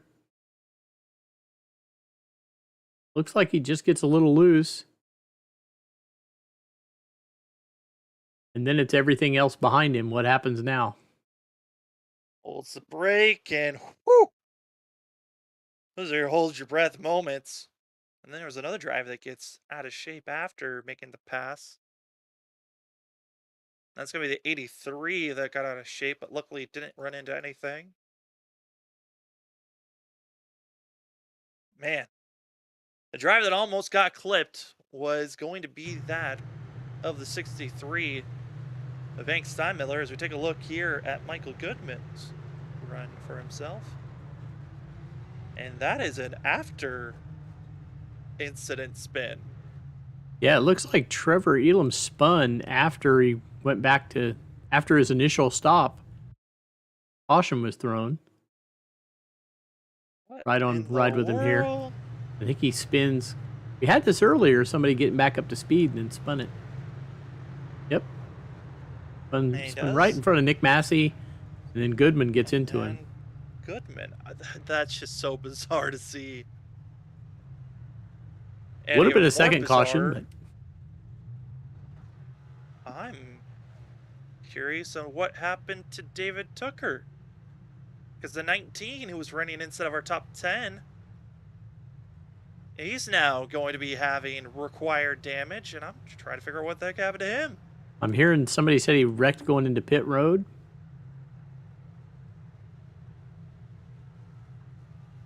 And oh, Yep, that's exactly what happened to him.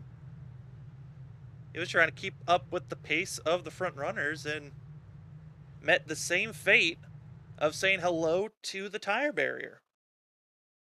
I mean, to the water barrels, excuse me.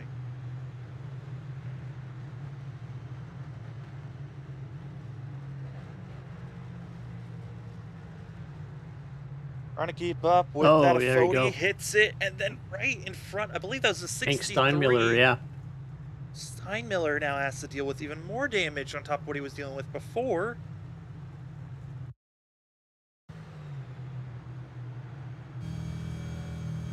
Go on board with Tucker here. You can see how that view.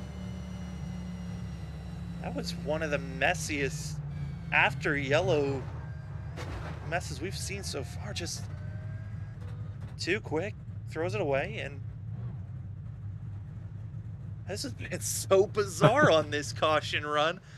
We just had 3 different required damage flags given out to drivers after the initial yellow was thrown. But Rexing did not pit. He stayed out.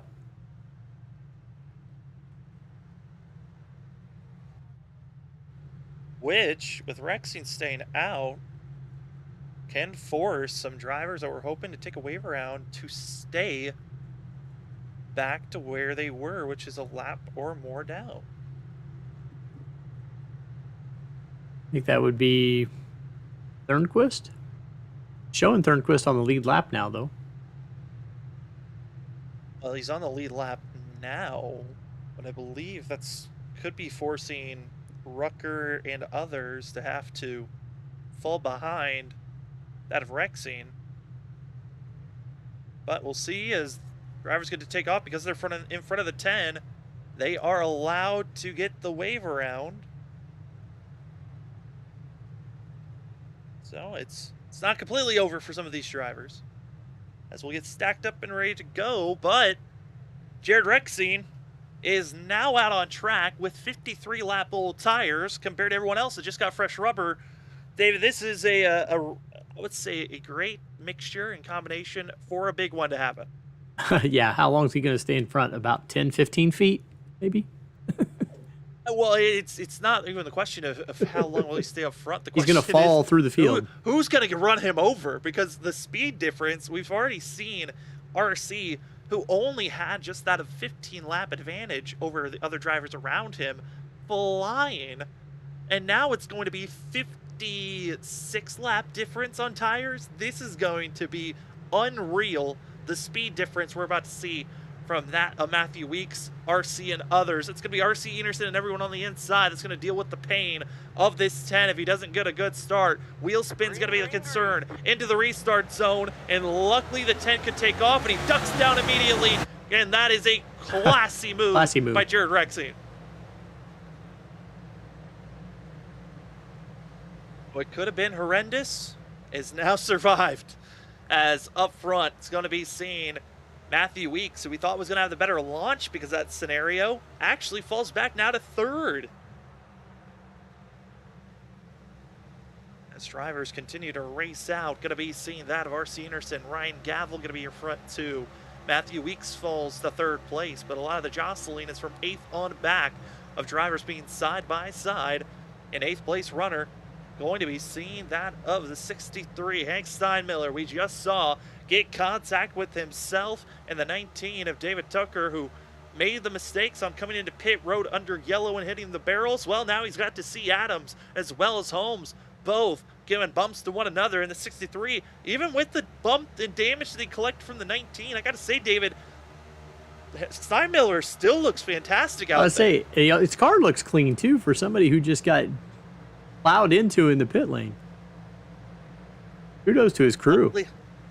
Luckily they were only going, at 40 miles per hour at the time instead of, 170 like we see them on track currently.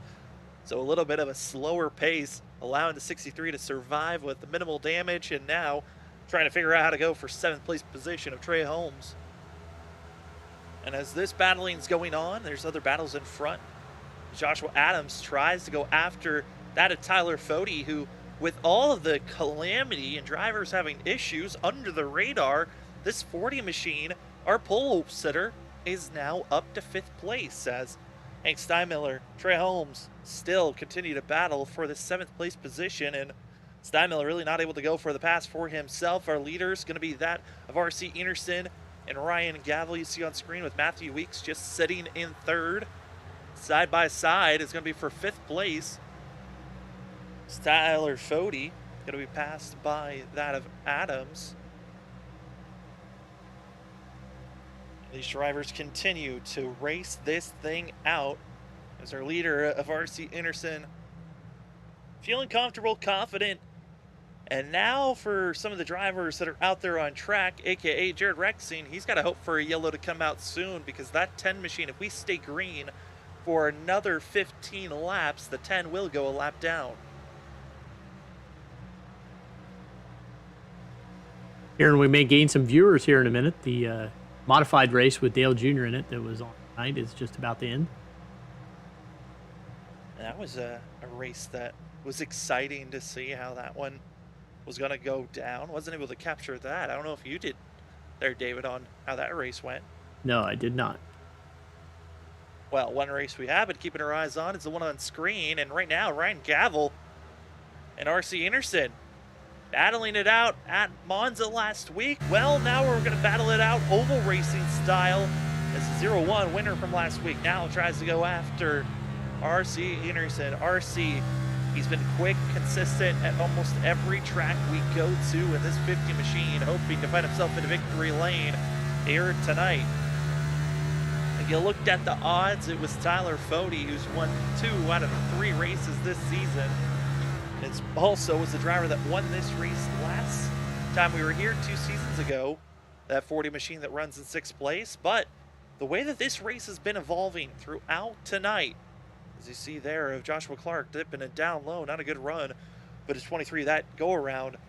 But I got to say, RC Enerson has been looking like one of the top runners to watch out for, but it was Matthew Weeks that won our stage 1 that of being 23 laps ago.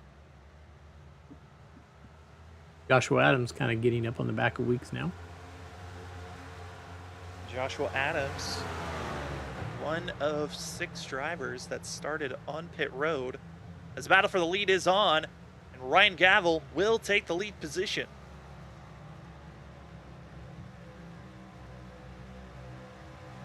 Had a battle for about that of 4 laps, but the 0-1 able to take the lead, and now going to try to pull away.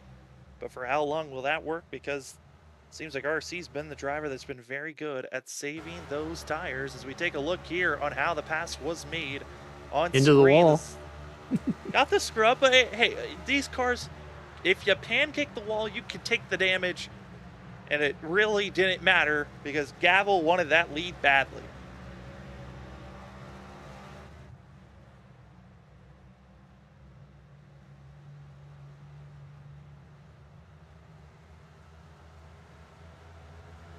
As these drivers up front continue to race this out, some of our front runners, right now the closest battling that's on track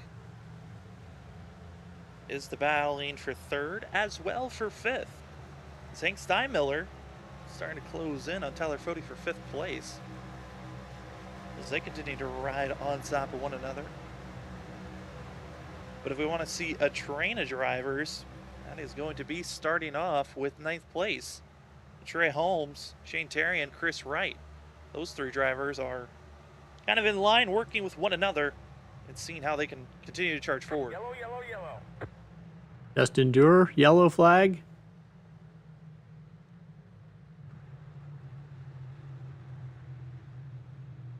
And Durer looks to be a cell spin by the 32 to bring out this yellow.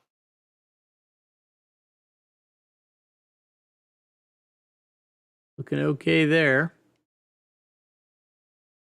You see the issue got on the seam of where the apron and race surface kind of combine, and got that front left not feeling comfortable, not enough grip, and away he goes, overcorrecting.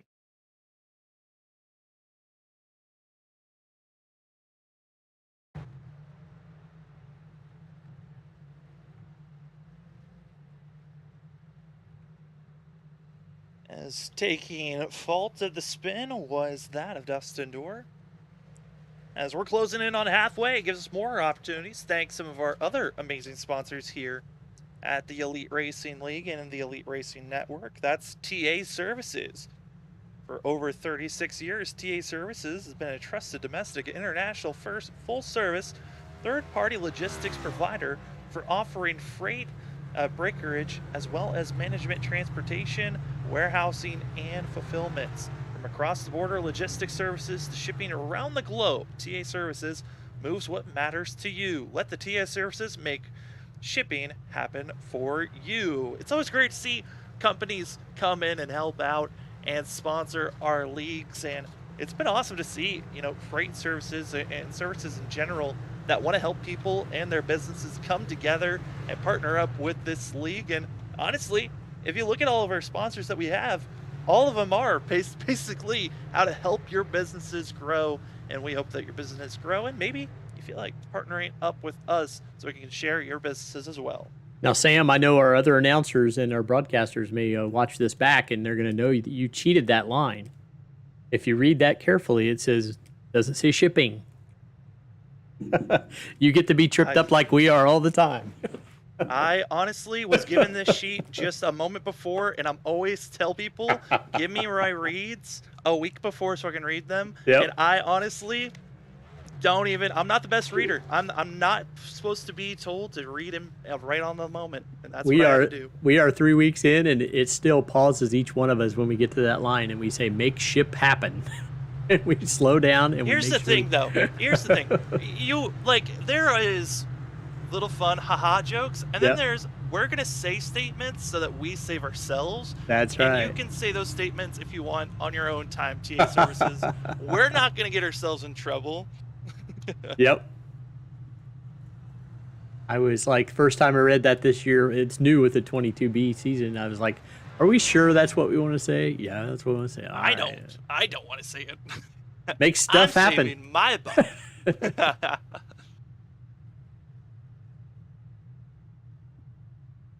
I saw it was in bold, and I was like, you know what? Maybe? No, I'm not going to say that. As drivers got to make the decisions, majority of them decided to come into pit road, which helps out that of Jared Rexine, I thought for a moment. But it looks like Rexine calling it a night early. The 10 is done.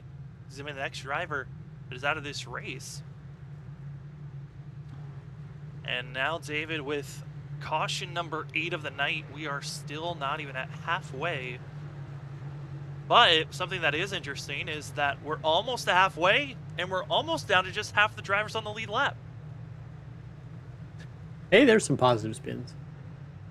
I mean, just cool little nuggets we try to steal here or there. As drivers are stacked up, ready to get rolling, it's going to be R.C. Anderson, Ryan Gavel, your front two, Matthew Weeks, Tyler Fode, Joshua Adams, as well as Hank Steinmiller. We're going to see that. I've also seen Terry and Holmes, Canel, as well as going to be seeing Holmes, Clark, and Chad Thornquist still out there in the 0-2, even with all of his woes and contacts that he has. But they've been just little small bumps and bruises. The 0-2 still there. I don't know if he's got winning pace like he showed that of 50 laps ago. The 0-2 is still on track, getting set, packed up, ready to go. Pace car is off as we're ready to go back to green flag racing for these drivers. Start of lap 145. And we're green. That outside lane did not get going. Ryan Gavel caught sleeping. That's going to be the teammates in line taking off. And just like that, R.C. Anderson and Weeks going to be 1-2. Adams gets around Fode. Slides into the 5th spot. Fode goes low. Oh. And that's because you saw Adams get up into the wall. And now here comes Tarian to the inside, side by side. Fode's going to back off, which is going to be causing the 1 to have to do a little bit of a shimmy. But Shane Tarian not able to get back into the throttle, allows the 1 to go. But Hank Steinmiller, the more clean run, pushes the 83 back to 7th place as they'll settle down, get charged. And Joshua Adams, that 1 machine looks quick, but he's been also right on the edge of throwing it all the way by hitting that outside wall on the exit of these corners. He's done it a couple of times here tonight. And another driver we're going to be careful of is Hank Steinmiller, who is really trying to find a different way through these corners to make sure he's got clean air on that front nose. It was a little hectic there for a couple laps, now kind of settled back out. This is what these drivers need. If they want this race to stay clean, green, and allow some green flag pit stops, they're going to need these drivers to calm down for a little bit. As once again, Ryan Gavel, he might have been pushed back to third on that restart, but he is already back to the lead. 0-1, really not giving a care to the tires. I think also recognizing we have so many sets of tires to work with for this race. Most of the field has only used 5 to 4 sets of tires for this race, and we're coming up to the halfway marker. They were giving 12 in pit road to work with overall, so they feel pretty comfortable. As you see the run out of turn 2, great one by the 0-1 of Gavel, throwing it for the sled job, take the lead.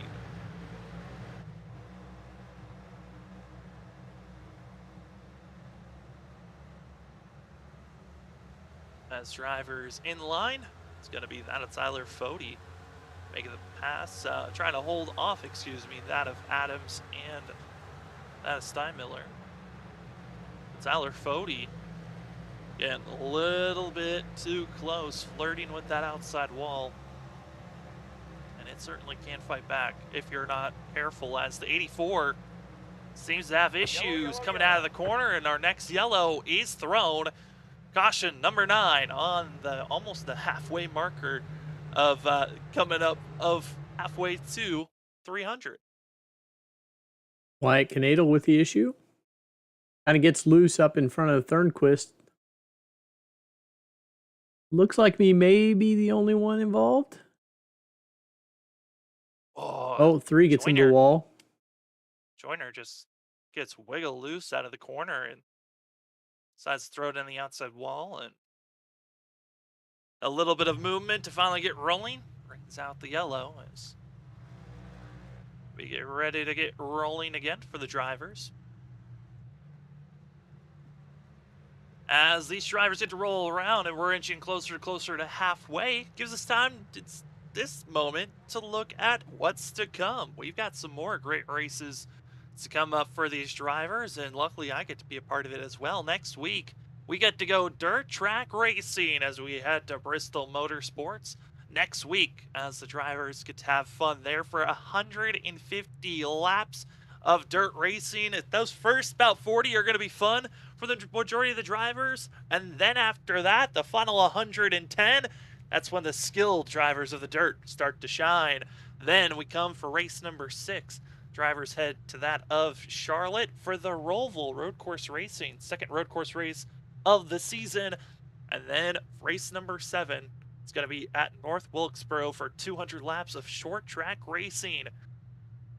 And then my last race being with y'all, going to be race number 8, as the drivers on October 5th get to head over to that, the Worldwide Technology Raceway, and then the revolving door of who's joining you, David.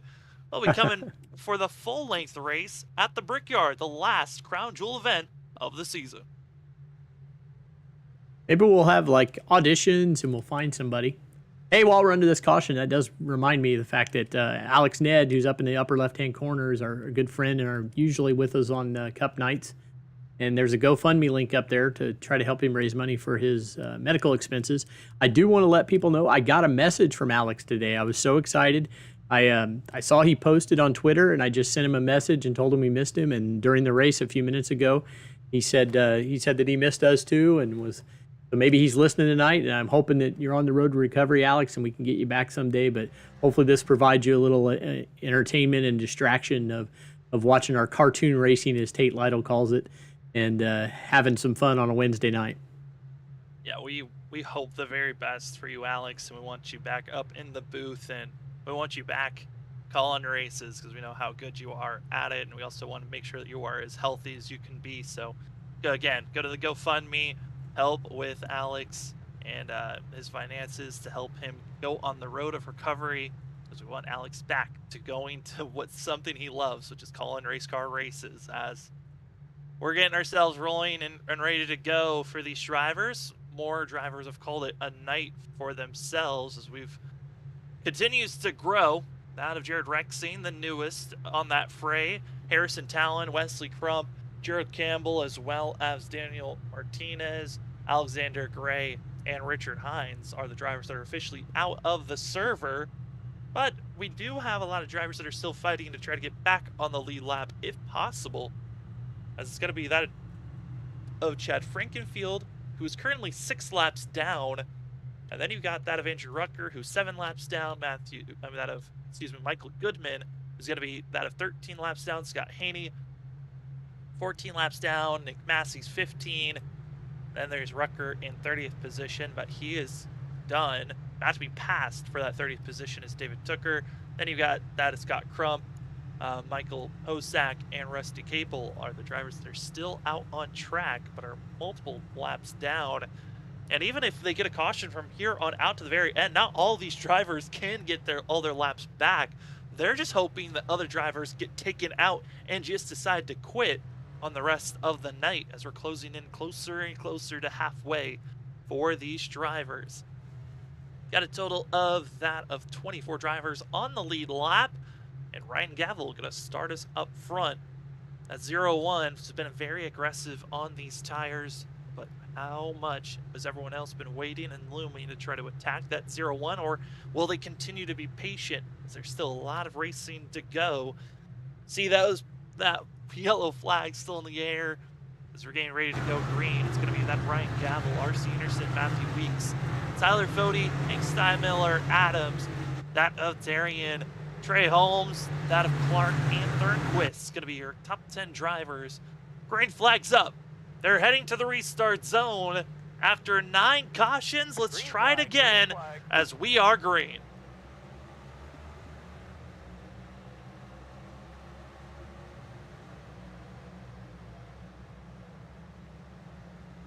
Going to be seeing a lot of hard chargers, but Matthew Weeks able to fall into 3rd, and everyone else all in line.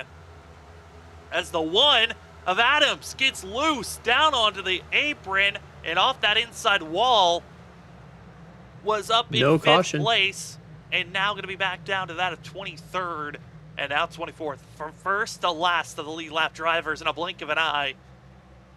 Oh, you hate to see that. I mean, from up front to last in a blink of an eye. You hate to see that for a driver, as now it's R.C. Anderson putting the pressure on Gavel.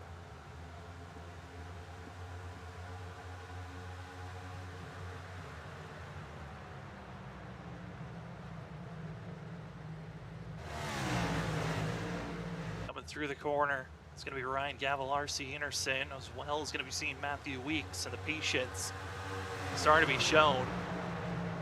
But I gotta say, you look at our ticker board, the driver that I'm just in shock and awe has to be Chad Thornquist in 7th place. The fact that he's still running. Same goes to the 88 of Trey Holmes, and I mean the 88 and the 70 on how they are still inside of the top 10.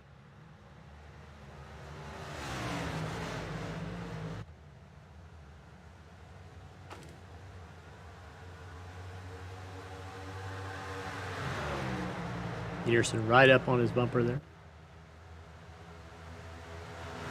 And now the driver is trying to find a little bit more of that space to work with. We hop on board with R.C. Anderson here in the 50 machine. You see him going down into turn number 3. And what's interesting here, not downshifting, actually staying in the higher gear. We've seen a lot of drivers side downshift into entry of turn 3 and then upshift on the front stretch.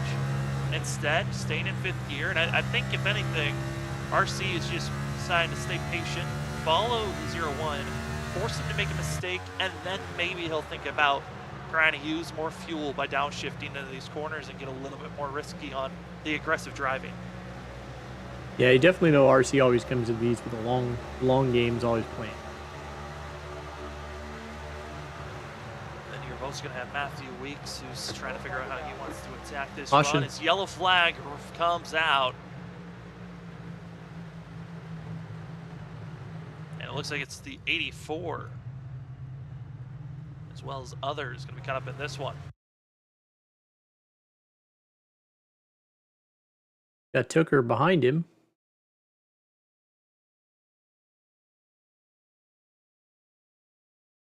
Tucker gets a wiggle. He wiggled a little bit. He didn't get into him a whole lot. That's one of those racing deal moments where I don't think anyone really deserves to be penalized. It's just hard racing of misfortune at that moment, and drivers are being told, "Hey, who's taking the blame?" I Yeah, don't think you nobody's really stepping could up. put the blame on anyone. I mean, Nobody who raised would their you hand. blame? I mean, technically, he got spun because he could have saved it if Tucker didn't run into him, but at the same time, the 84 got loose, so it's kind of that catch-22 of where do you even want to place the blame if possible here, as we're right on board with the 84. Gnadl going to be, see a little bit of a wiggle here, lets off the throttle, and then gets hit by that of Tucker.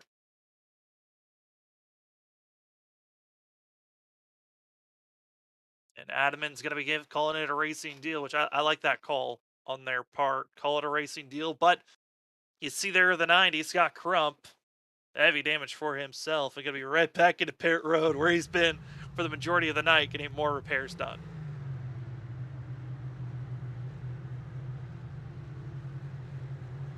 Tenth caution. All right, let's put this in the chat as well for those that might be watching. How many yellows do you think we're going to have? Again, this race is 367 laps. We're not even at halfway yet. We're almost there. We're almost. But how many more yellows do you think we're going to have? Currently, on the lead lap, we're down to just that of 24 drivers. Then we got about that of 8 or 9 lap cars that are still running around this track. So, goes to the audience. We've hit double digits. Will we get another double digits to make it to the end of this race? Or could we stay under 20? Time will tell. I mean, I feel like if we can get spaced out, we easily could stay under 20. Yeah, we're going to have fewer people that are able to hit each other. You say that, but I'm looking at the roster of drivers that are still racing, and there's still a couple that I see on this list that I'm thinking they could bring out a wreck. One, because they're aggressive racing, and two, they've looked out of control for most of the night. So there's still that understanding of this could go crazy at some point. As David Tucker, after being involved with that wreck, the 19 has left the server and will be joining Jared Rexing and the many of others that are done for the evening.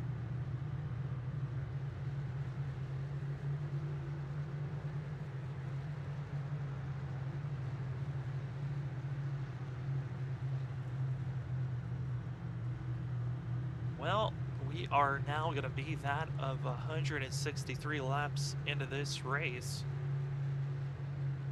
We are going to go and step aside for another time here this evening. You won't miss a thing, as we will continue to be showing you the great racing action for this restart. Ryan Gavel, RC Enerson, Matthew Weeks going to be your top 3. Who will get that of the Stage 2 win? Stage 2 is at that of lap 230, and then we get to race it to the end of this race. Dave, we got still a lot of racing to go, and these Stop reminding me. Still mad. We'll be back in just a few moments, ladies and gentlemen.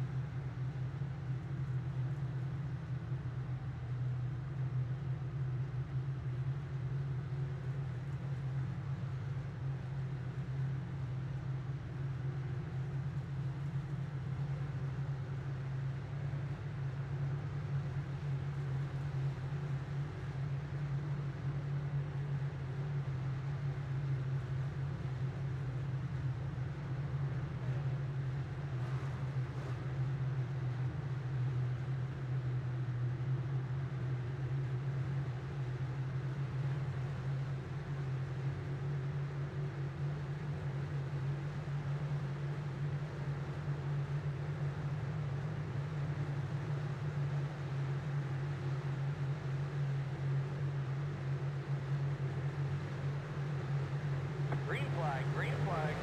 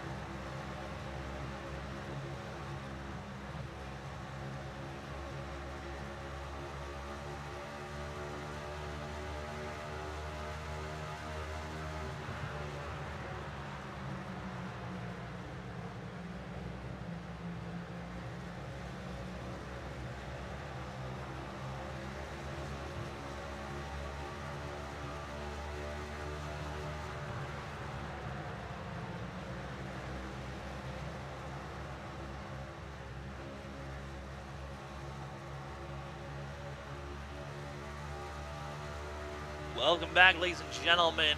After that restart, RC Anderson got up with a penalty given to the 50 machine. Started too soon in the restart zone, got a black flag, had to do a drive-through penalty, and now a lap down in 24th place and mired in the back half, the middle of this field, right next to that of Chris Wright and also Bronson Stafford and that Joshua Adams. David, a very sketchy thing to have. Luckily, it's early, quote-unquote early in this race to have penalties. You still can recover at this point for the 50, but now he's stuck back in traffic, and this time he doesn't have that tire advantage that he had last time he was going through this field. Yeah, I haven't seen yet. He's not in the... Yeah, he is in the lucky dog spot, so hopefully he can stay there. But he looks like he's going to be aggressive, so... Oh, side by side with Bronson Stafford in the 61. They've got to be careful at this racing moment. 61's going to come out of the corner, and RC, yes, he's being aggressive, but I'm kind of curious on why he's being this aggressive. He's the first car a lap down, and the next driver to be a lap down. Oh, he's going up the hill. Woo, boy, and then behind them, Adams and Bronson's going to keep it side by side real quick. 61, a beautiful pitch, and holding both can be given beautiful driving there by the one in the 61. But for RC, this aggressive driving, I'm curious on why he's doing it, because you're just putting yourself in danger by being this aggressive. Well, it could be that you're just upset with yourself that happened, and you feel like you really tanked a lot of your effort already, and you just drive angry for a while. As behind, it's going to be Bronson as well as Adams making contact, and Bronson Stafford still in the outside wall and loses over that of 4 positions or more. He'll continue to be able to roll in, but the one in the 61 had one beautiful corner, and after that it went up in smoke in a blink of an eye. Go back and take a look here what happened.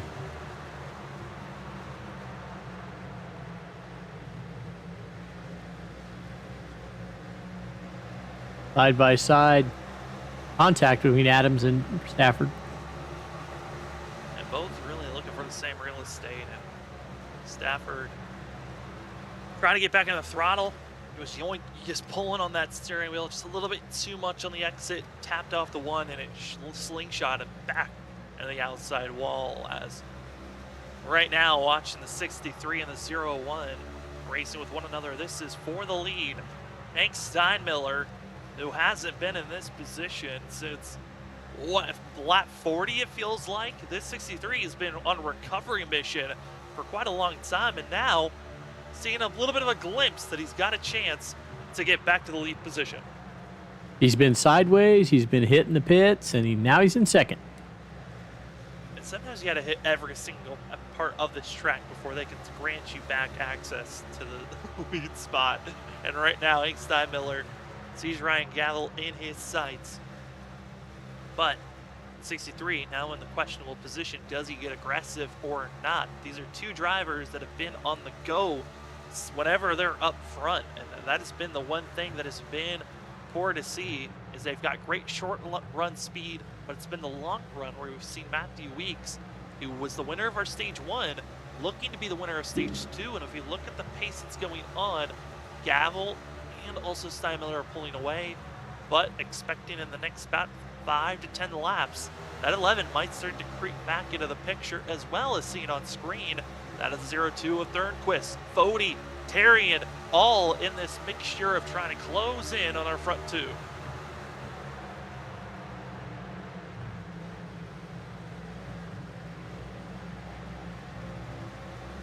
Shane Tarian takes another pass. Going to be setting up Chad Thornquist. And that 83 decides to back off, hold on, and not go for the pass just yet. But inside of our top 5 once again is this 83 machine. He's been trying to close in to our front 3.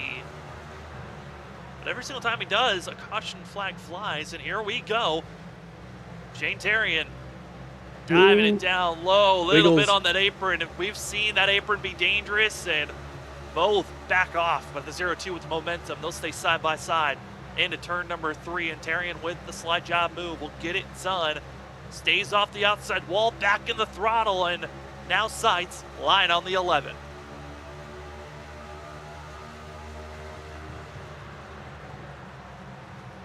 It seems like with Matthew Weeks closing in on our leaders, in just one straightaway, Tarian's right back there, and he'll now duck it down low. And the main reason why, Shane Tarian, fresher tires than the drivers around him by that of 20 laps given to the 83. So it's showing off fresh rubber.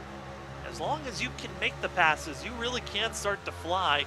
But the drafting is really helping that of the 11 to stay strong for now. But you see Tarian making the pass. Here comes Chris Wright, who's on the same strategy as Tarian.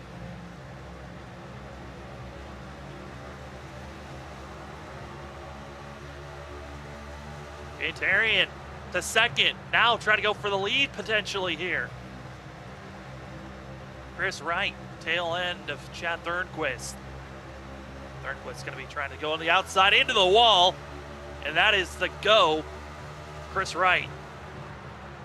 Matthew Weeks, shimmy, stumble, and it clogs up to 0-2, and here comes that of R.C. Enerson, who's been on a recovery mission to try to get back in the lead lap. And now let's close them all in. Our top 5 all on top of one another.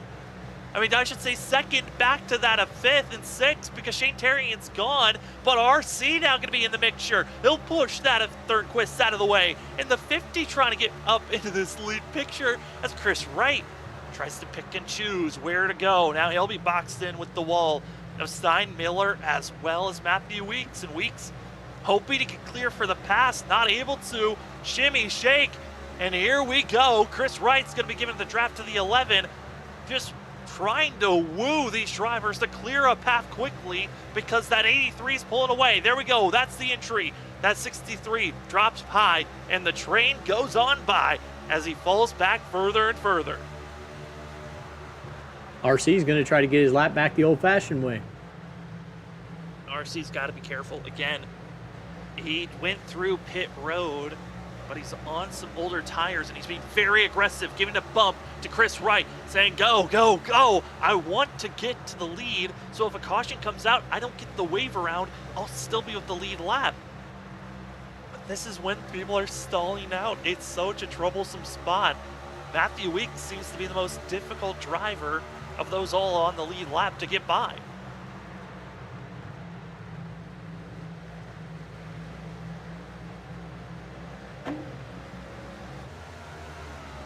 Chris Wright falls low. Hoped that he had a better momentum, but just could not get the launch out. RC now going to make the swap.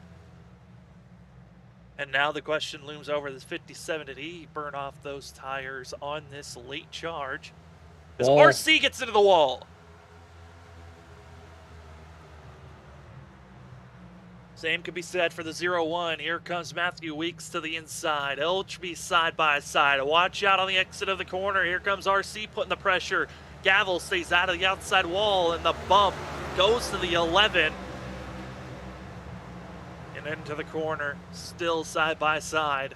Gavel loose. Gavel really loose. Holds on for now. And RC gets the throttle on. Says, I got to get out of here. That's a dangerous spot to be. Chris Wright, Thornquist. Oh boy.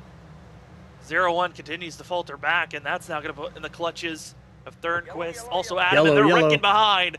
And goodness gracious, our leaders needed that yellow, but that of the 94 didn't. That's going to be Kendall Noah Player bringing out this yellow.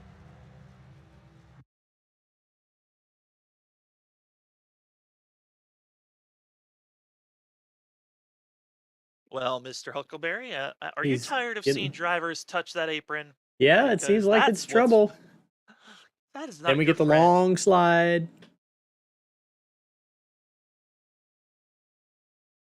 You think they'd learn?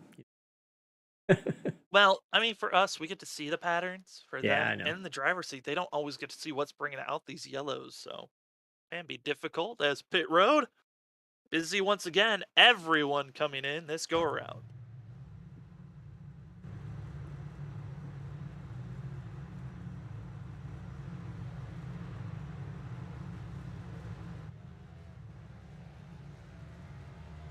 Looking at these pit stops, you know, we've seen a wide range of drivers, 11 cautions. Some drivers have come into pit road 12 times, like Chris Wright. Others have only been into pit road a total of 5 times this race. And some, this is only their 4th pit stop of the whole entire race as a whole. Matthew Weeks deciding track position is the key. That's how he's kept himself out of trouble. But out of pit road is Shane Tarian, Matthew Weeks. The driver, I believe, missed pit road. It's going to be that of Josh Hoax in the 7 machine, who we haven't talked about all night long. And in that pink and yellow machine, trying to just stay on the lead lap. Not a bad run for this 7. And I know that's a throwback scheme, but I don't know what. It's I do not know either. I was going to try to make a random guess, and I decided away from it. I wouldn't say it's pretty. It's pretty visible. It's pretty bright pink.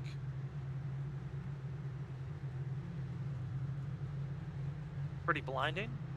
There you go. Well, up front, got a couple of throwback schemes going to be up there. Got that Shantarian, Matthew Weeks, and Adam's going to be up here. Recovery mode for that of Chad Thornquist, and also for that of Hank Steinmiller finishing out our top 5. Chris Wright, Mr. Pit Stops, the most pit stops out of anyone with 13 here tonight. One of those was from starting on pit road at the beginning of the race. But 13 times into pit road and still inside of the top 10. That's some mental fortitude by that 57. Crew's going to want overtime.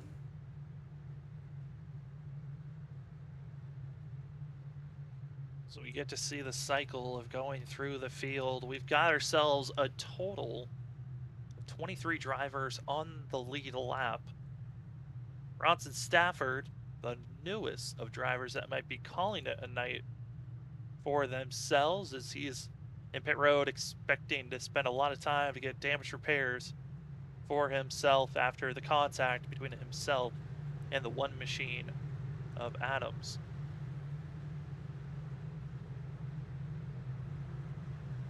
Again, we got a lot of great races coming up for the rest of the season. We've got ourselves heading over to that of the Bristol Dirt next week, then going to the Roval. Short track racing at North Wilkesboro, and Gateway, the full Indianapolis Brickyard 400, going to be ran October 12th. Then after that, they head to the Phoenix Open Dogleg for a very chaotic race. That's expected to be on October 19th. And the last race of the regular season going to be at Homestead before we get locked down to our top 14 drivers that will race it out for a 3-round playoff system. First round will be 3 races for us to cut down from 14 down to 9. And then we'll have another 3 races to cut down from 9 to our final 4 that will race it out for the championship at that of Nashville Super Speedway. The drivers recognizing, yes, this is only race number 4, but you can lock yourself in the playoffs with a good run here tonight. As we're past halfway, and it's time to see who will make it to the end of the night. It's going to be that Shane Terry, great launch for himself. Weeks as well as Adams side by side as they go through turns 1 and 2.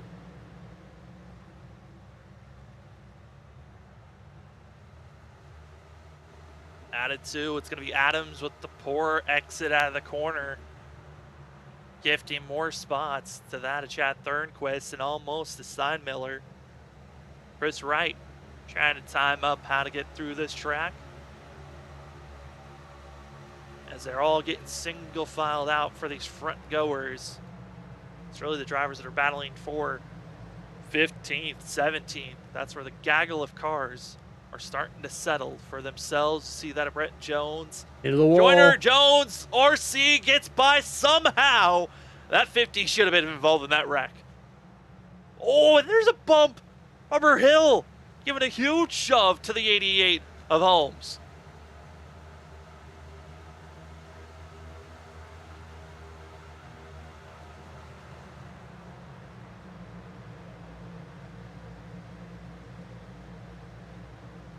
Drivers continue to race this thing out.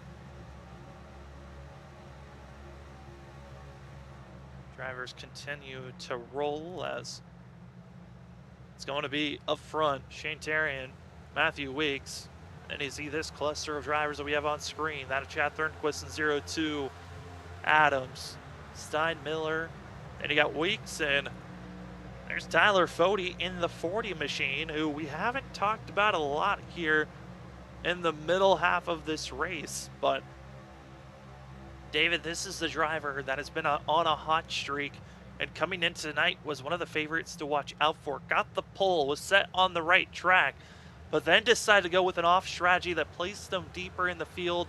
It's been caught up in a couple of wrecks here or there, and now Fody in 7th place. He's still got a lot of work if he wants to go battling out and get his 3rd win of this season. He won the Daytona race to start the season off for the 2022 B season. Then he won at Las Vegas the week after, and he also was looking like the favorite here tonight because he won this race 2 seasons ago. He's the last Darlington winner.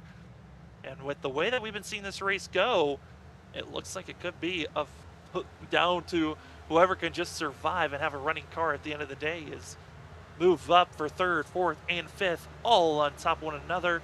Thornquist, Adams, and Steinmiller. On board with Josh Adams. Works on the back of Chad Thornquist.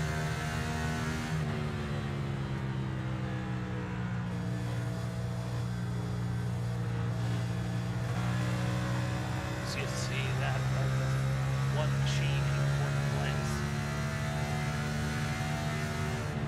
To watch and see how the gears are going to work on this driver. The sun shifting going on a lot in the early portions, but when you're in traffic, saw RC deciding not to shift onto the back stretch. This is where we've been seeing drivers downshift down into 4th gear if they felt confident, and it just doesn't seem like for Adams, 4th gear is a necessity. He stays in 5th. Yeah, he's able to just roll it through the corner and just kind of get out of the throttle.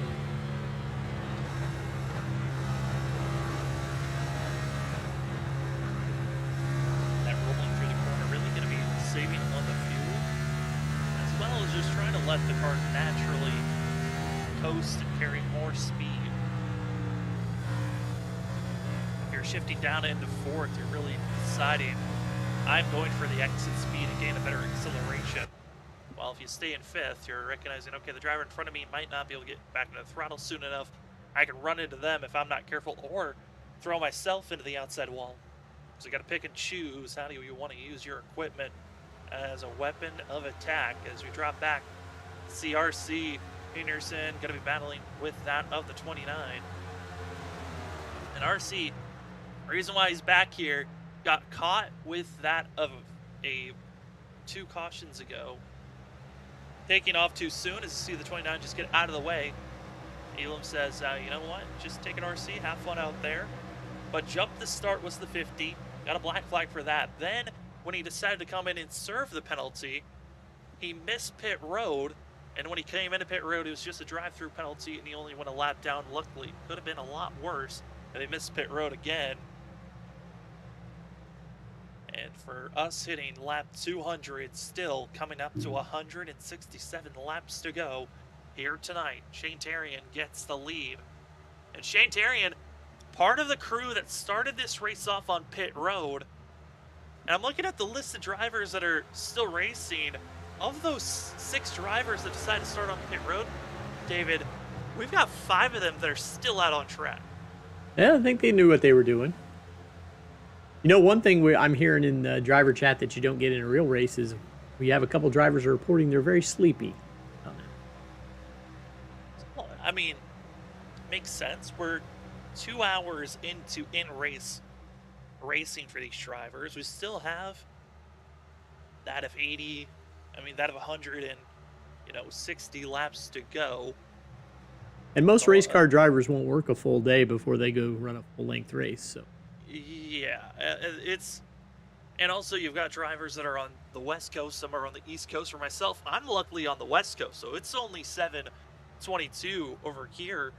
For East Coast drivers, it's hitting almost 10:30 p.m., and we still have another hour and a half of racing, if not more, if we get a lot more cautions still to go. So these drivers, if they were not prepared with coffee or energy drinks, they certainly are in trouble on the focus level, because when you're doing a full-length 500-mile race, that focus needs to be on at all times, let alone racing at a track like Darlington where just one corner, coming out of the exit of the corner, getting in the throttle too soon could ruin your race immediately.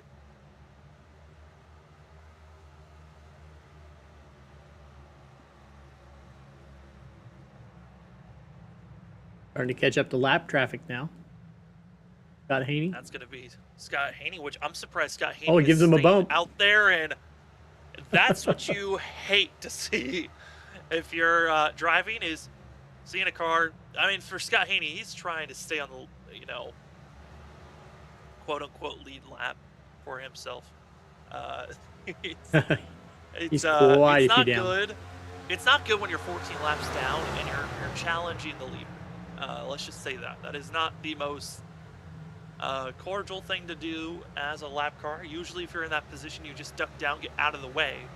But for Scott Haney, he is being challenged for position with Nick Massey, who is also 14 laps down. As that little bit of a scare now has allowed Matthew Weeks, Thornquist, and others to close in on the gap of the 83. On top of that, it's something that we saw every single time when we see a leader gap out over a second or more, they usually get caught, and right now, Shane Tarian is feeling that struggle.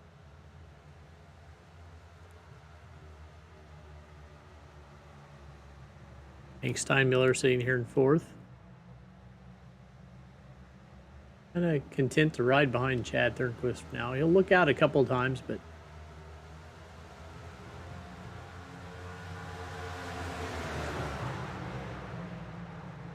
as these drivers are in line, kind of showing off Darlington's one-lane groove that's predicted at this track at most times of the season. Track nicknamed Too Tough to Tame, the Lady in Black. There's just a lot of wrestling and torture is known for this track and the way that you have to run it at times. As the field, 23 cars on the lead lap, and the 2 of Robert Hill Jr. has been having a roller coaster type of a night. Same could be said for the 83. They've had highs at one moment and extreme lows in others. And the 2, I would imagine, just happy, same for the 84, that they're on the lead lap. I don't think they really care that they just cracked inside of the top 20, and that's where they're riding right now, because they're just happy with the way that this race has been going, that they're still on track racing. Yeah, they're still on pace to have a really good finish if they just stay clean. We're expecting things to ramp up a little bit more as we are now in the 20 laps to go for our stage break for these drivers. It's going to be the end of stage 2. Now, a yellow will not be thrown at our stage break. That is at the end of lap 230. And we saw during our first stage, that was at lap 115. It was that of Matthew Weeks that led that lap, and Matthew Weeks, once again, trying to be the winner of stage 1 and stage 2 potentially here.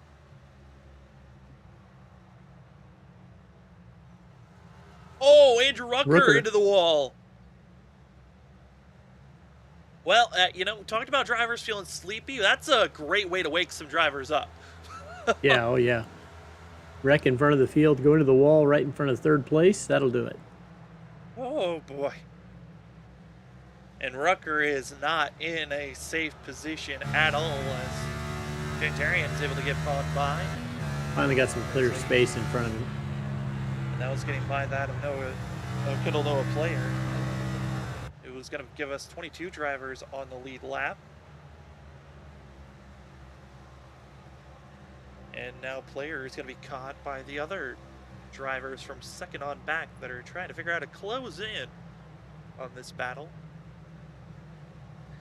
And again, for our drivers closing in on this stage break with no yellow, that is so interesting to see with drivers, because usually when they race stage breaks, they're always thinking, okay, we're racing to this number, and they usually work around that stage break number because they know for sure yellow's coming. But because there is no yellow for sure on their horizon, you're always adapting, changing how your numbers are looking on how to make it to the end of this race. And as we're closing in closer and closer to that of 100 laps to go, Jantarian's feeling comfortable for himself. Matthew Weeks is going to be in second. Hank Steinmiller is going to be in third, as Thornquist falls out of third place after a massive wiggle by the 0-2. But luckily keeps it straight. That's the big thing for these drivers. Keep these vehicles straight. Hope for the best. As we look for the battle for fourth place, it's that of 0-2. Chad Thornquist and Ryan Gavel on the 0-1. Two drivers that couldn't just get their numbers. They had to add a 0 in front of it so they can get what they wanted. Trying to battle inside of our top 5. Yeah, Gavel's looks like his is upside down, though, when you look at it.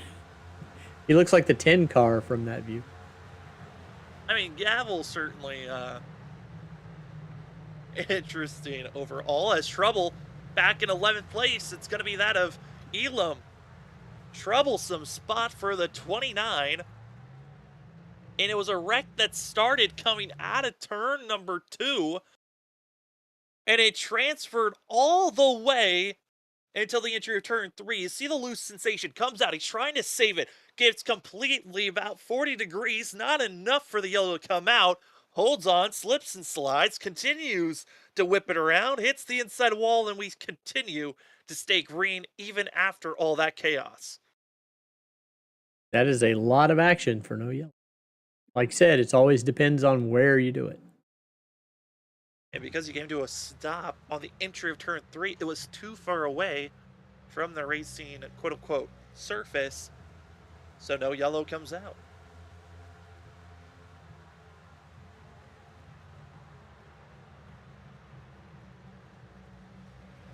I don't know what happened to Gavel to have him drop back. Oh, other issues. Joey Chapman in 21st position gets another driver struggling at turn 2. And there's a couple of other drivers connected with that wreck as well. As you're going to see the 91 of Johnny Thomas and the 88 of Holmes going to be having caught up in this issue coming out of turn number 2. Gets high. Comes back down into Johnny Thomas. Thomas checks up. Holmes into him.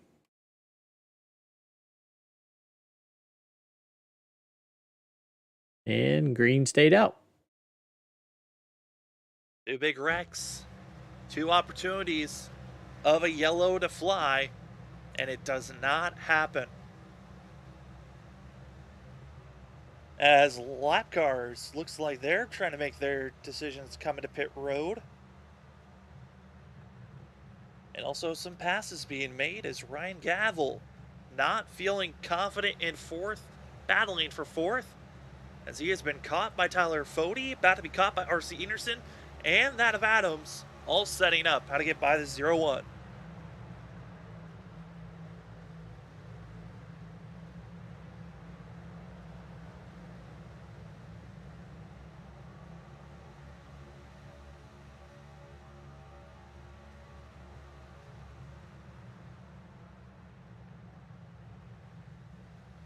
Ryan Gavel continues to just roll the middle lane. It's been interesting to watch how drivers enter these corners, as some like to enter extremely low. They aim for the dotted lines, which is the indication of the racing surface and the apron, while others enter a little bit higher. You pick and choose how you want to arc your way in. Start high, your apex is low, and then you kind of the car flows you back to the outer lane. Well, if you start low, your apex is a lot higher, so you go lower exit out of the corners. RC's going to back off. Gavel, poor center of the corner there. Yeah, Gavel's losing the back end and then got into the wall a little bit there. Gives the pass going to be made. RC by the 0-1. Now Adams in the 1 machine. Set up for Gavel. Battle for 7th.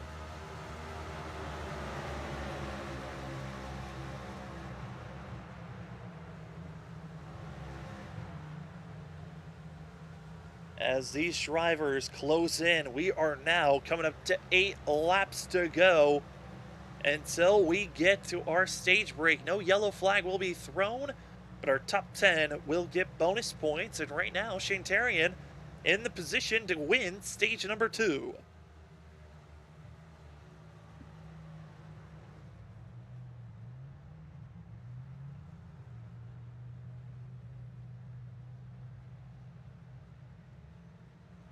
As these drivers continue to race things out, got to drop back to 5th place because right now Chad Thornquist is under some heavy pressure. Same for RC Enerson. RC giving a bump to the 0-2. Lost them all the momentum and speed on the stretch on the straightaway. And now RC to the wall. The 50 get a little bit of a kiss, even more maybe. It's nighttime. It's not breakfast time. Let's not give too many pancakes out. It's the 50 machines. Got to be careful getting that close to the outside wall.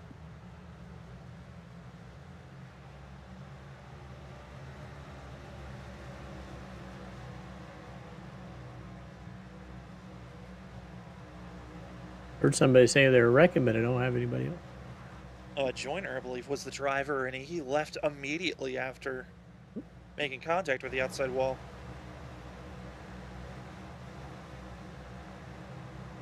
As we'll get that situated potentially.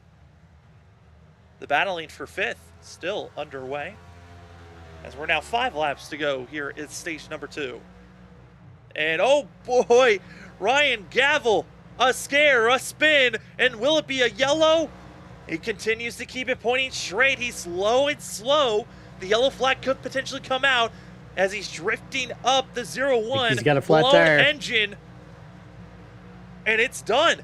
It could be over. And he's spinning and going to take the toe. We stay green. And Chad Thornquist in the same margin on the other side of the track. The 0-2 now going to be stopped.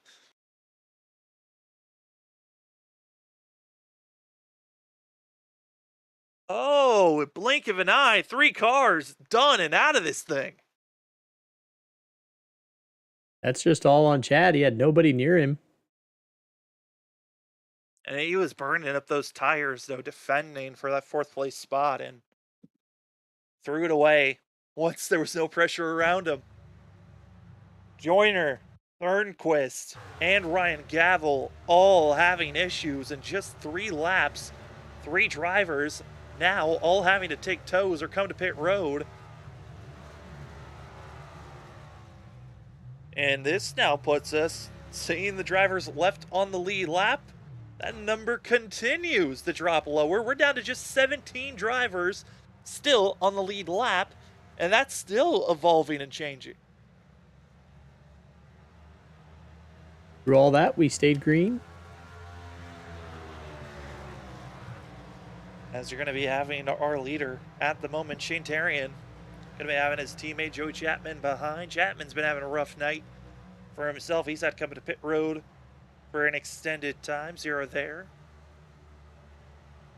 We'll see if the 60 decides to just wait until the stage break and then make the pass, or decide to make the pass sooner. It looks like he'll just wait in the tire tracks, build momentum, and it might be next lap when we see the 60 really try to potentially make the pass, as we are now on the quote-unquote white flag of stage 2. And Joey Chapman's got to be careful, because he's going to be having another lap car, and also that of Matthew Weeks closing in.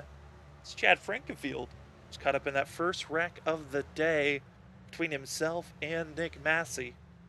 And Chad is up to 25th position. A top 20 is still looming for the 15, as across the line, it's going to be Shane Tarian taking stage number 2. Matthew Weeks, Tyler Fode, R.C. Anderson, Hank Steinmiller, that of Joshua Adams, Joshua Clark, Johnny Thomas, Jesse Ramus, as well as going to be that of Chris Wright. Going to be your drivers, as Chad Frankenfield and that of Joey Chapman get racy around our leader.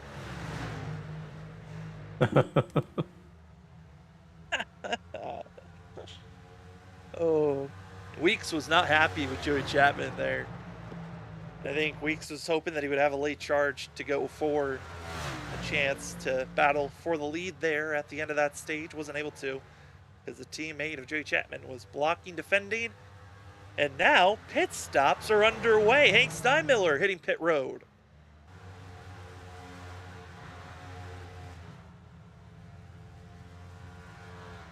And I'm not seeing any required damage. I'm not seeing any damage on the side of the 63. This could be an actual scheduled stop for himself. We'll check out tires. Going to be on the right side. It's going to be 4 tires and fuel for the 63. And this is going to be the undercut. Everyone else not expected to hit pit road for quite a while. But if you pit early, and the way that the tire drop off is, our leader of Shane Tarian on 46 lap old tires, a full 2 seconds slower than his fastest time. So for that of seeing Hank Steinmiller, this could be a massive gain on this undercut.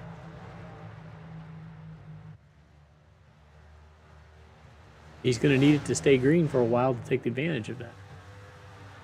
And if you're curious on what I mean by an undercut, it's pitting sooner than drivers that are thinking about stretching their fuel all the way to the end, or trying to find that sweet middle ground between drivers that pit early and later. Usually when you look at drivers that come into pit road, you like to look for that middle ground. I call it the Goldilocks effect. You try to find that sweet middle ground. That's usually where the drivers that find themselves with the best finishing, the ones that find that middle spot, is Hank Steinmiller. Talked about a 2 second difference on tires, as there it is, but the yellow flag flies, and it's Dustin Dorr right in front of all of this. Woo!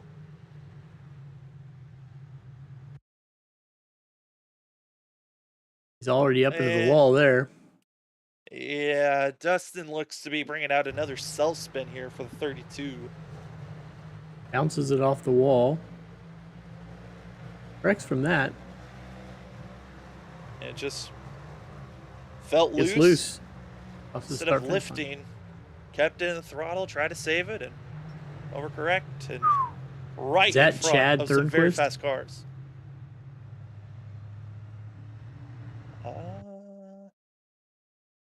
You go back and see who that was that zipped right by. I think it was Thornquist.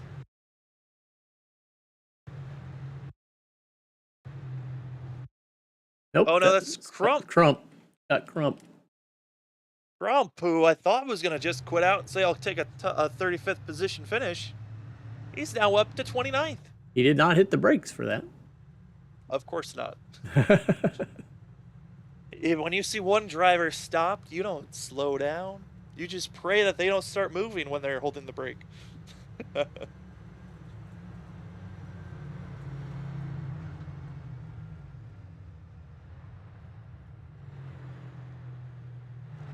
It's 32, gonna take the toe. And with that, Hank Steinmiller, I believe, might get the wave around, or it might be the 29. Justin Dewar picked up his second tally, so he will be done for tonight.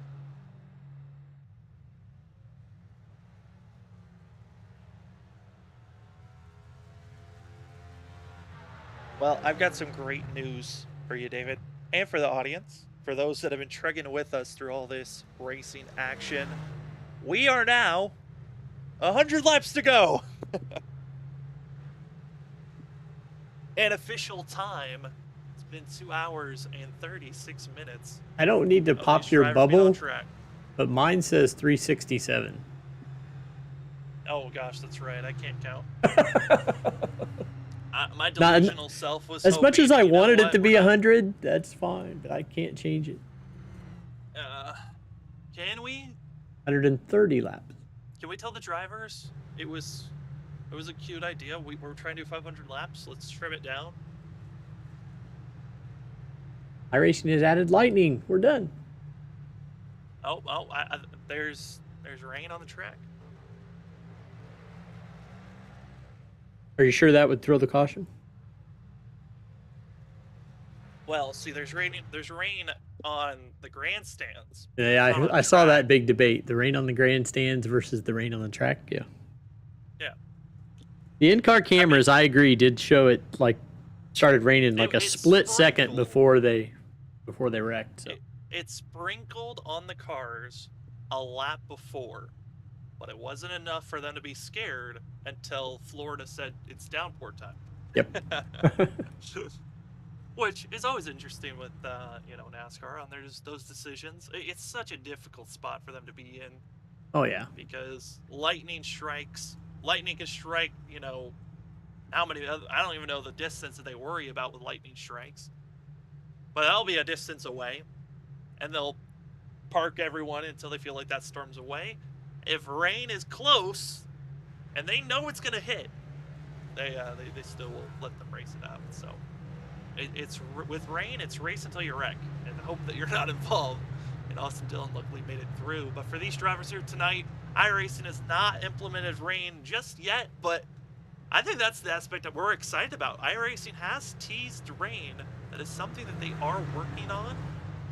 But how that feature is going to work is what everyone is so confused about as we are getting stacked up and ready to go after our 12th caution of the night.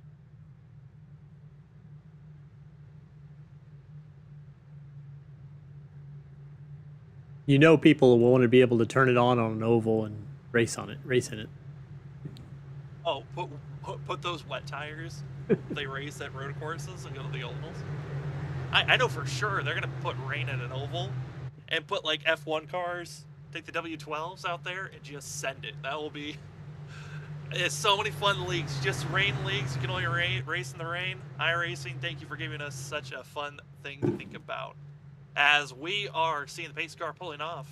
Green flag, and it's time to go racing once again here tonight. We've got ourselves 15 drivers on the lead lap, and it's Matthew Weeks. R.C. Henderson going to be our front runner. Shane Terrian, not the best pit stop for himself, and he's going to be shuffled and spit out back to 4th place. But it's going to be Weeks, R.C. up front, and R.C., what a recovery for himself. He got the penalty of being taken off too soon on a restart. Black flag, missed his pit box, missed the pit entry, then had to come to pit road for a drive-through, was a lap down, and now going to be in 2nd place, the 50 machine, trying to go after Matthew Weeks. And these two I feel like they've been battling back and forth, even it feels like, for most of these 240 laps.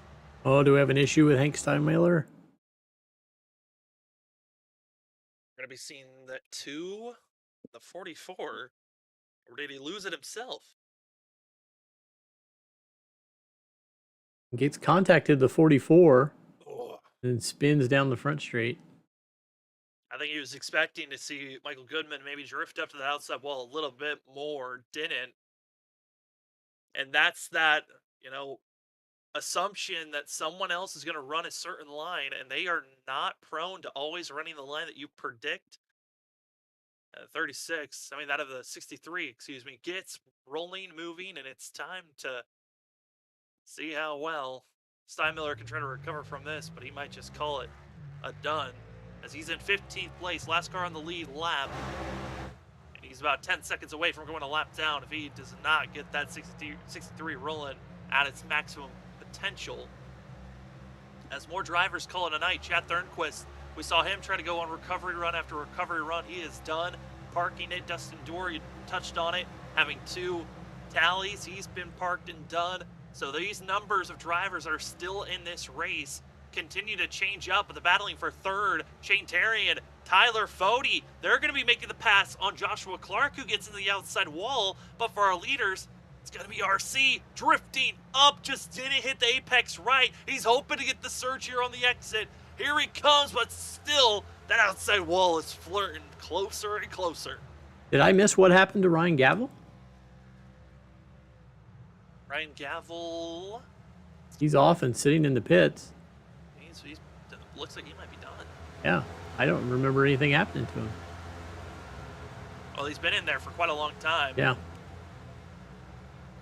No. And went back and looked. It happened on that of lap 325, so that of 20 laps ago. He had his issues. And that was back when Gavel had contact with that of Chad Thornquist. Oh, okay. Or was close to him, and he got loose and looped it himself. That was that chaotic 3 cars for the 3 laps fiasco, and we saw Thornquist, Gavel, and Joyner all wreck. Almost. Some things just feel like they were days ago. And it was only 20 laps ago. We're going at internet speed. 5 minutes is 1 year. As Shane Terrian is closing in on our front 3, Tyler Fode with no give up. Joshua Adams, no give up as well. Shane Terrian and Adams, both part of the group of drivers that decided to start on pit road as they continue to close in on the 100 lap to go marker. I was wrong. That of 10 laps ago, we're almost there. Getting there. We trust, we believe that we can make it. We've only had 12 cautions so far, and that's impressive for a 40-car field at that of Darlington. We've seen a lot of wrecks that could have brought out yellows. They haven't.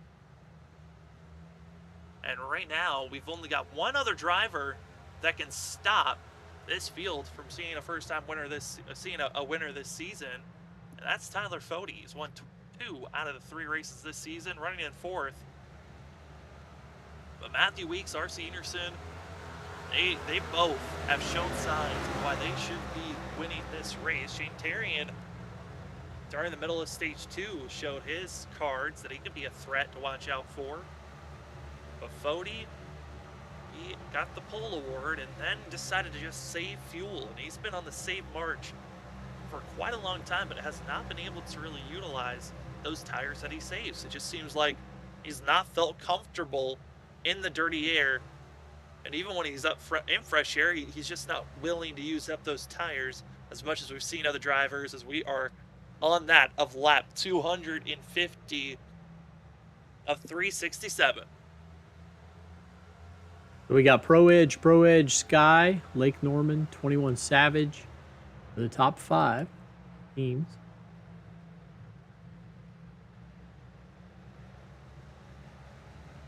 Really only one lone gunman out there with Jesse Rasmus and the privateer. He's in 6th place now, out on a team. And Brent Jones in the 10th spot in the crummy electronic race team. Joshua Adams, he might have been just hit with internet issues. The one he's missing, who was in 5th place, he is still not come back. And Adams, who was having such a great run, the worst time you could ask for an internet failure of some sort, the one looks to be out of this thing. He's gone for too many corners, too long. The one is done. He's going to go at least 2 to 3 laps down, if not more. By the time that he even tries to re-sign in and get re-registered, he is gone out of this race. And Joshua Adams, that is heartbreaking for the one machine.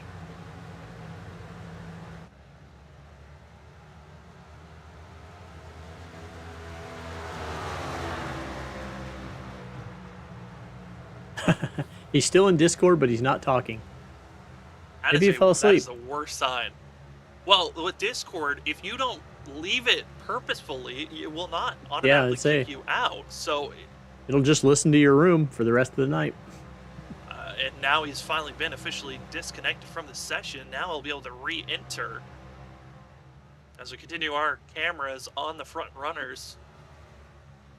And now we're down to 14 drivers on the lead lap. Oh. And you want to hear, we've talked about some amazing stories of drivers. Never give up, keep on fighting after early struggles. Chad Frankenfield, after dive bombing and causing the wreck with Nick Massey that caused him to have to come into pit road, Chad Frankenfield is now up to 20th.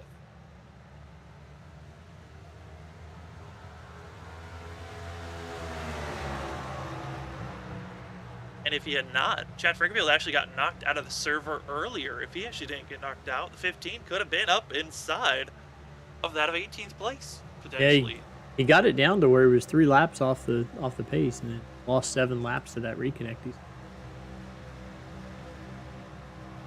That's a good run for that 15 machine.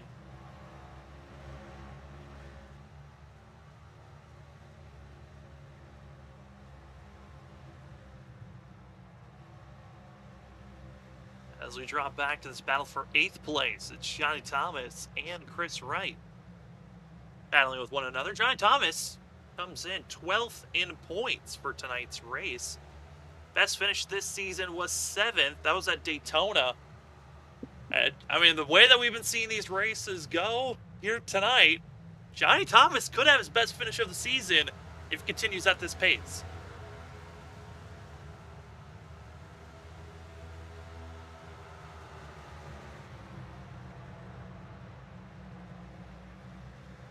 Then Chris Wright, that we're also seeing in the 57, his 3 races that he's shown up for, they have been dismal finishes. This is for sure going to be his best finish so far. I mean, for Chris Wright, he's both last week finished 46th at Monza. At Daytona, he finished 26th, and then Las Vegas finished 28th. So he's trying to be 26th position. And even if he decides he's done, he quits out, doesn't want to race anymore, with the amount of drivers that have quit out already, this 57 is going to get his best finish of the season. Of course, Chris is my broadcast partner for a couple of different series, so I always like to make fun of him. And last week, when he dropped out so early at Monza, when we interviewed Tyler Fode at the end of the race, I asked him a question. I said, did Chris show up? Because I kind of looked and he was gone already. It got a good laugh out of that. So Chris is back full time in 3 series this year. I mean, Chris certainly shows off the pace. We love making jokes about Chris, but at the end of the day, he is someone that can compete and has the speed to be a contender for top 10 finishes week in and week out. But the luck obviously needs to be there. Especially, he cannot continue to have races like last week where he couldn't even make it to the first chicane. So, 57. Inside of our top 10, hoping for that to continue as Matthew Weeks and R.C. Anderson continue to race it out up front.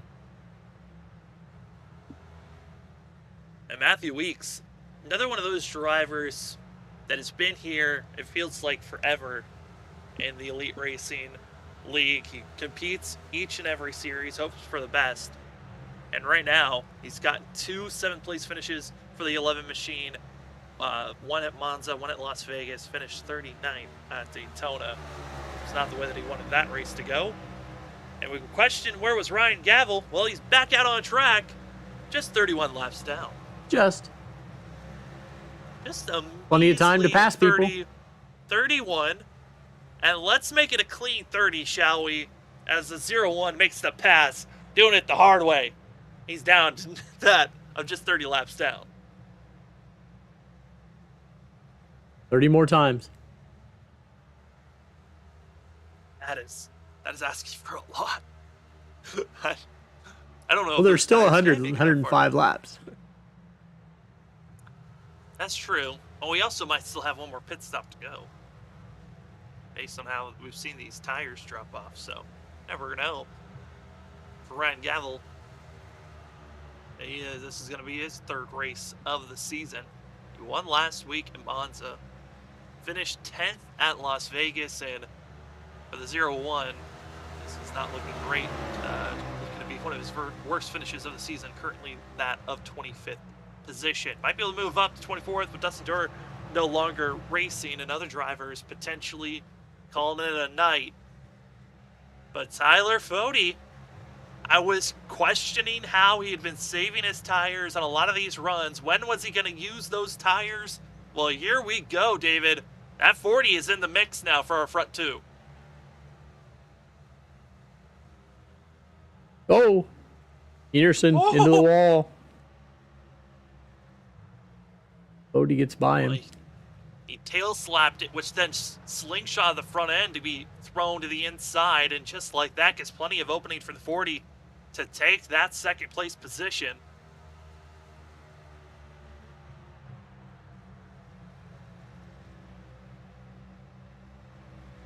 And now Tyler Fode's got his eyes on how it's going to attack up front.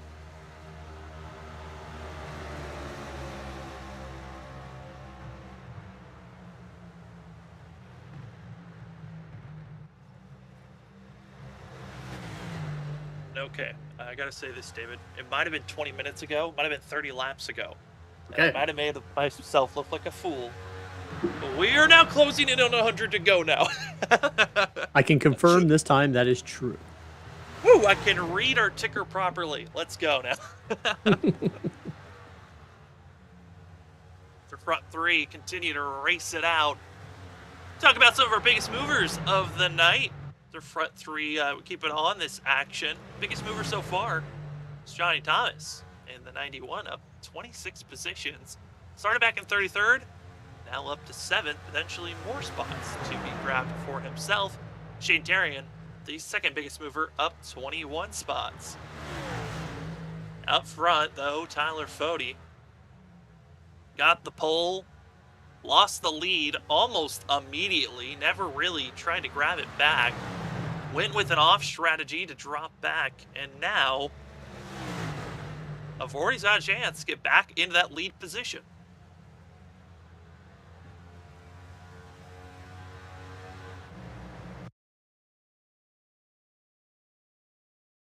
There is going to be Joe Chapman in the 60. Slowing down, and we're going to go find out why is Joey Chapman out of this race. He hit the outside wall, bounces back to the inside wall. And it's just a self-spin. No caution, keeps rolling. That left tire is jacked. If you're going to do a self-spin and dig yourself out, might as well do it in spectacular fashion, and that's what we got from the 60. And then he just pulls it over, found himself on the apron on the injured turn 1. Took it to pit road with a toe, and now has called it a night. The 60 is out of here. And now there's a couple of different battles that we could go to, or shots to show. We got the battle for the lead, as well for 8th place. That is Shane Terrian's about to be pressured by Scott Crumb. Yellow, yellow, yellow. And Yellow. yellow We got a flag yellow. flies. Robert Hill. Too slow. There he is. Going to be a self spin again. Robert Hill automatically going to be taking. Hey, it keeps it nice and perpendicular for quite a while.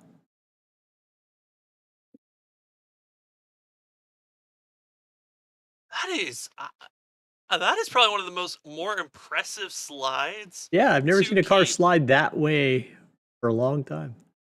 And it wasn't like there was a bunch of smoke. It just decided that's how I'm going to slide across the track. Here we go again. It gets into the perfect perpendicular form, holds the brake, doesn't turn, and it just glides like it's on an ice rink. That's incredible. Slide of the night. Well, Robert, we just gave you the slide of the night. That was, I mean, it's just a clean, kept it neat, tidy, off the wall, at least when you are down on the apron. And that's going to be bringing out our late caution, caution number 13. And everyone hits pit road.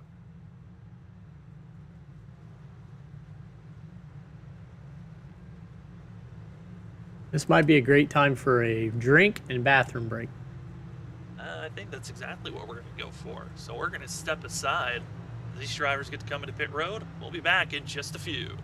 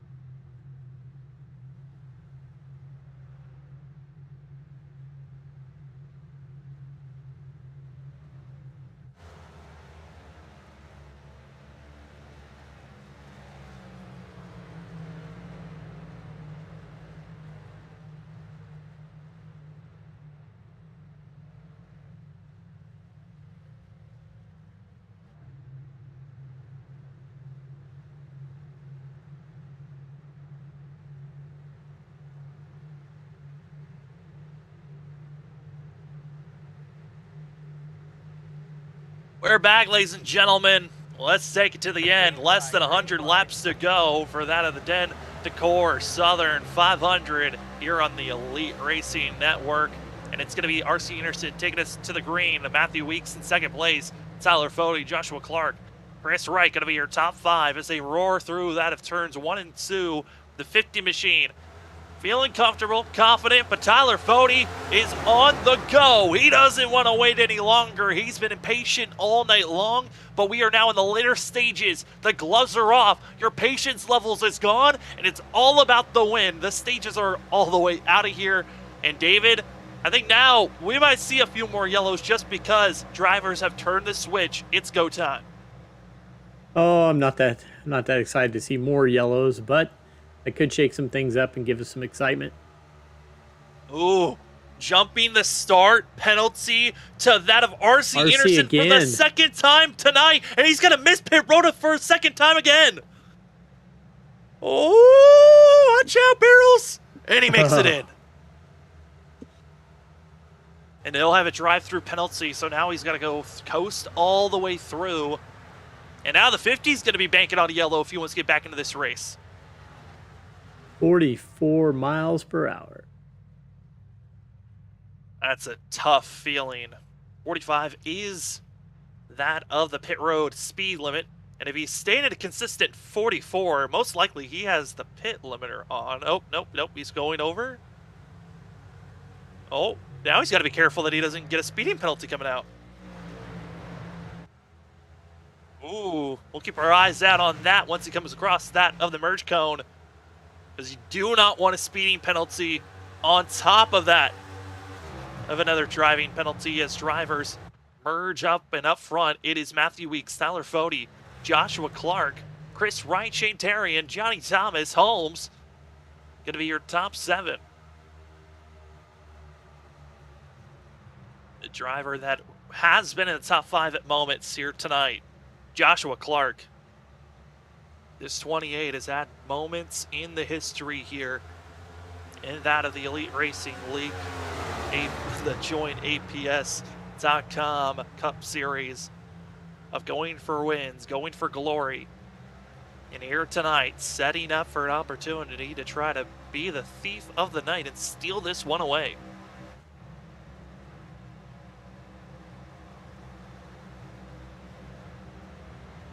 And see the one of Joshua Adams disconnected, able to reconnect back in, was in 4th to 5th place before when he got disconnected. And David, now 12 laps down is this one machine. That's brutal. So we're back up to our leaders, Matthew Weeks and Fode, identical basically where they were just that of 3 to 4 laps ago. And this is when things get tough, is when you got 2 drivers this close to one another in raw speed. There's nothing much you can do in that second place driver. You either have to send it and practically wreck the driver in front of you, or you just wait for another issue to pop up, but it's really not looking that great for our up front drivers. If you want to look at a source of future yellows, let's go back and look at Chad carving through the field. Chad Frankenfield getting by that of the 84, as well as Kananoa Player going to be setting up to go after the 7. And got to say, the 7 machine on the lead lap, 13th position. Second to last car on the lead lap. Talked about keep your nose clean, go for a good run. And right now, Hodges is doing just that, keeping out of trouble. And with the way that we've been seeing some of these drivers racing, the chances of another wreck to strike, this 7 has a chance for a top 10 finish if he can keep that nose out of trouble still.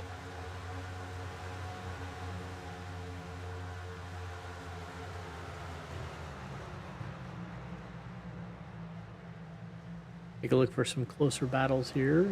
Chris Wright on the back of Joshua Clark. Joshua Clark, that 28, talked about how he's had some good runs in the past. Well, this season, his best run was at Daytona, top 5 finish there, and it has been 20th or worse for the rest of these other 2 races that we ran this season. 20th at Monza, 25th finish at Las Vegas, and right now in 3rd place, going for his best finish so far tonight. A lot of drivers going for their best finish so far this season. The only driver that's not, I'm looking at the list of those that are still in the lead lap. I think it's Tyler Fode. Everyone else is going for their best finish so far this season, which is crazy to think. Darlington has really shaken things up on how the point standings also might look after tonight. Yeah, it's a great opportunity to gain points. Just stay out here and stay running. Even for these guys laps down, still plenty of laps to be had. I mean, drivers that are multiple laps down, 28th all the way back to 40th, have all decided to disconnect and call it a night. But Rusty Capel, Scott Crump, they are drivers that are 36 laps down as Scott Crump, 47 laps down as Rusty Capel. And they're both still out on track. Capel seems to be thinking about going to pit road, as there are no other drivers that he can take positions away unless Joey Chapman never comes back on track, but he is reconnected to the server and looks to be thinking about not wanting to lose any more positions. Is the 60 as tires get placed on the 9. Maybe it's just a little bit of extra grip to try to finish out the rest of this race. Yeah, you paid for all 12 of them. Might as well use it. Exactly. You've got enough rubber to burn down. If we've got all these yellows, use them up. As drivers that are on the lead lap battling for position, the battle for 8th place. He is, 7th though, looks to be a sitting little close. a lot longer than tires. Looking at the information, he doesn't have required damage at least. It's just, I think it might be that deciding factor of, do I really want to stay out? And there he goes. Or am I done? And he's done. We watched him exit. That's great television, Dave. Hey, Rusty, we are proud of you for getting all the repairs done and getting as far as you did. That is a lot of hard work that you had to deal with. Speaking of hard work, that's what Matthew Weeks is doing right now, trying to hold off Tyler Fode. As well, for the battle for 6th place, that's starting to close in closer and closer. Johnny Thomas has got a train of 3 drivers that just can't get away with one another. That's Trey Holmes, Jesse in the 70, and also the 63 of that of Steinmiller that just are chugging along. Hank just won't go away. For the best. No, I can't think of a race where if he has to be terminally destroyed for him to call it quits. The 63 always a factor. Even if he can somehow find a way to get on the lead lap, he's got to find a way to get into the top 10.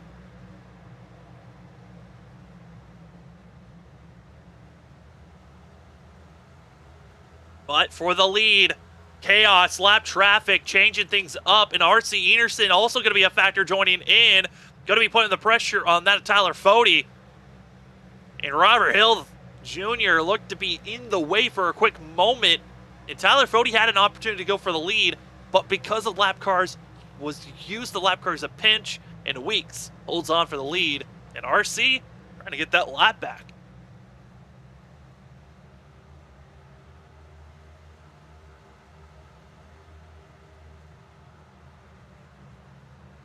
Now he'll just be 1 lap down.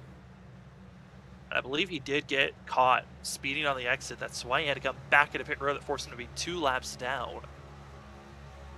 So RC is going to be 1 lap down, and the driver that he's trying to catch up to is going to be Noah Player, that is 20 seconds ahead of the 50 machine.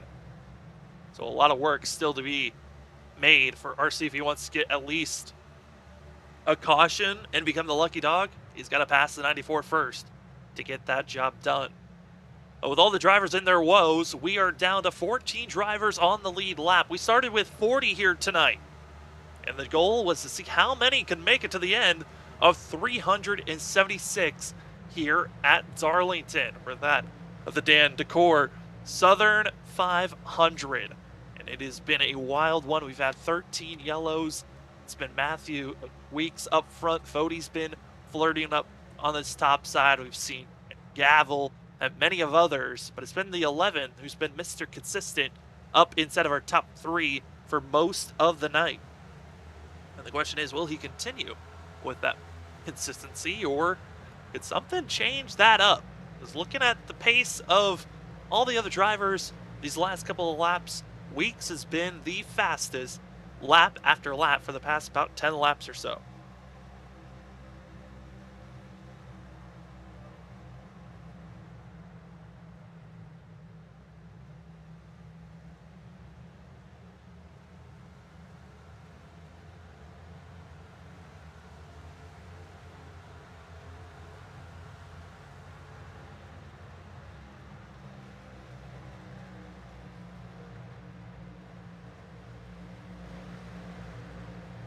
Go back here to Chris Wright in the back of Trey Holmes.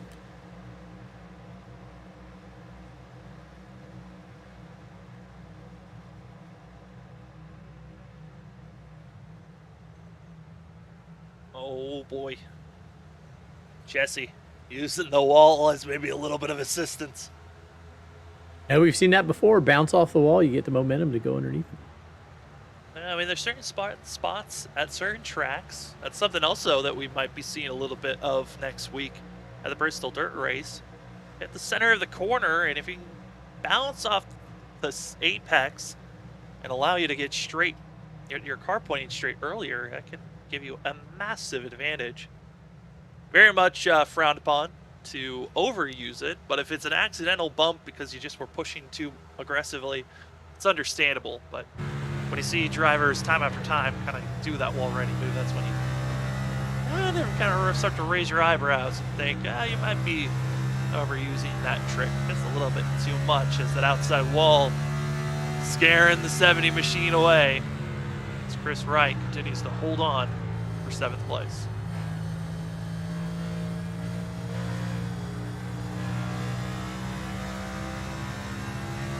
What a run there. Resum's going to be trying to find a way to get by. But so difficult to do so when you're just following, and there's the opportunity. Waited for Wright to make the mistake, and the 70 dives it down low. He'll have to try to get onto the brakes. Don't want to slam that outside wall. Just stays off of it, and here comes the surge. As long as the 70 doesn't hit the outside wall, and luckily, good. Beautiful pass there, David, by the 70 machine.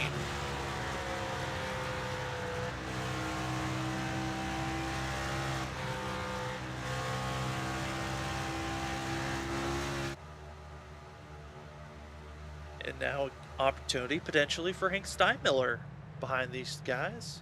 Bodie's are up behind Weeks now. I mean, he closed in. I feel like, though, these drivers have been in the same spot for 30 laps now. I mean, they're just so equal. They might spread apart at one moment, and then they'll close in, spread apart, close in. They really just need the last 2 laps. And the one opportunity that Tyler Fode really had to go for a pass, there was a lap car that was in the way that stunted any type of an advancement Fode had in his mind. As here comes that. Oh boy, Hank! Woo! Backs out, holds on. Chris Wright will take that position right on back. Picked that at the perfect spot. We caught him getting loose. And here comes the driver that we've seen have a couple of woes and struggles. It's the 29.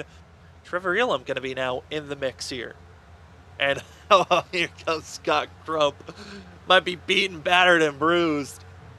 But he has fresher tires than the drivers ahead, and that 90 machine is willing to fight. He's coming off a win Monday night. Get a win at the Grand National race.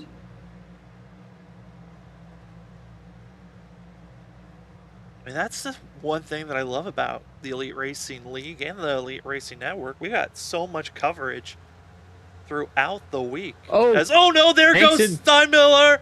And just in a blink of an eye, throws it away. Great evasive maneuvers by the other drivers to avoid the 63. Here he comes. That loose sensation. I mean, it just is killer that Pancake didn't throw away this machine just yet. He'll fight right on back.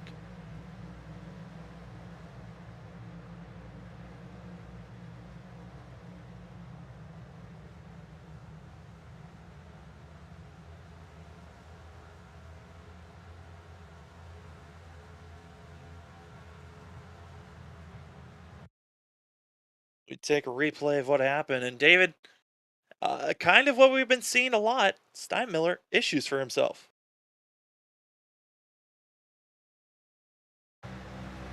Beat it up a little bit. I don't know where it happened. Yeah, he just gets a little loose.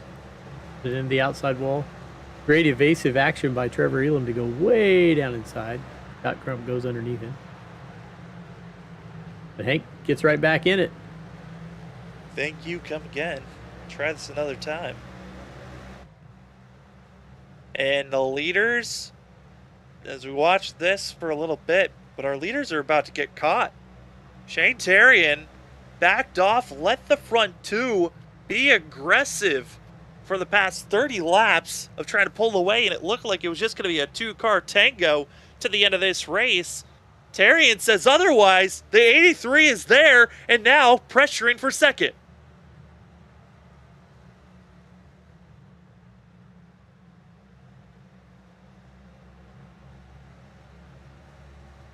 Second is grabbed. And that last lap, the lap difference is between Matthew Weeks and Shane Terrian has been massive these last couple of laps. The 11's just trying to run their own race, help survive, but the 83 continues the chip away. But it's been kind of like we saw Matthew Weeks do the same thing to the Hank Steinmiller at the start of the race. This time, it's the 83. Here he comes. It's a little loose off the back end of him, though.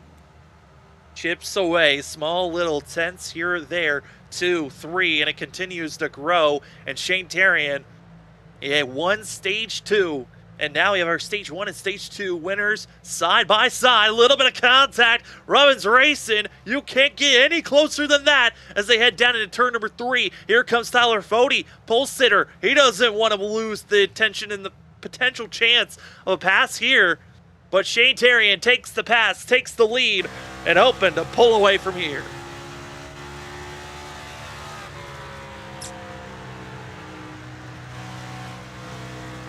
And with how hard they were battling there, Johnny Thomas starting to close in on Fode and Weeks as well.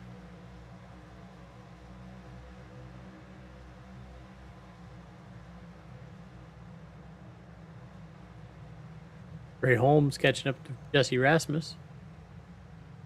Rasmus has been kind of flirting to that outside wall periodically. Chris Wright And losing. doing what he's been doing all night, going into the pits. 16. Is coming to. Yes, this is the 16th time of the race. Maybe he put too small a fuel tank in. I mean, that is the question of can these drivers make it to the end from this point on? They came into pit road under our last, yellow. That was 38 laps ago for our leader of Shane Terrian. I was guessing around that of 65 to 68 laps was maybe the question mark of, do you want to come into pit road? But take a look at some of the other action on track. Oh, Robert gets into the back of Schul. Slams hard to the inside wall. That's a broken toe link right there, and he'll That would automatically have take brought the a toe. caution if he hadn't towed it so quickly. I mean, I think if he backed up, it had the chance, yes. Contact! Trevor Elam and into the 4. But the 4 continues to race on. So 29 goes into pit road.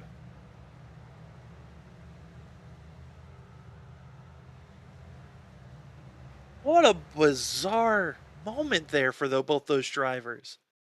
Zip it back here. Yeah, the 29 called. He was going into pit road, and you see him down below, and then just lets the car drift back up into the racing line. The 4 has to react. Hard contact there.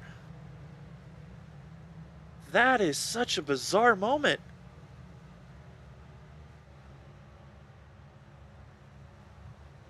And the 4 had no way of predicting that. That is unfortunate. Yeah, he'd already made a move toward the bottom. You think he's going to continue that on, not come back toward the top. And now that's going to be 2 drivers that have made their pit stop into pit road that were on the lead lap. Who will be the next to think about making their pit stop as going to be still Shane Terrian leading the way. Weeks going to be in second. Closest battling for position. It's going to be for 5th, Johnny Thomas and Trey Holmes. And Holmes is now going to be under pressure with Scott Crump.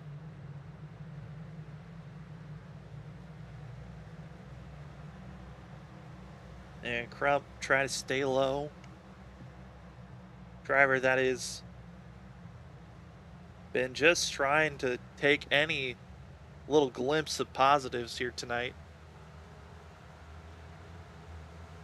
As Joshua Adams has called it a night after being 12 laps down, and with the timing of him leaving, that's going to be positions for all the drivers that are still out on track. It just bumps right up.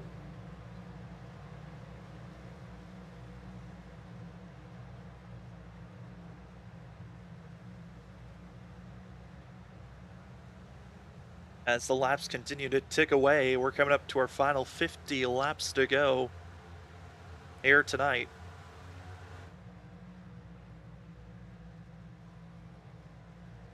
As it's going to be that of Shane Tarian, Matthew Weeks, Tyler Fode, the 70, 91, 88, 28.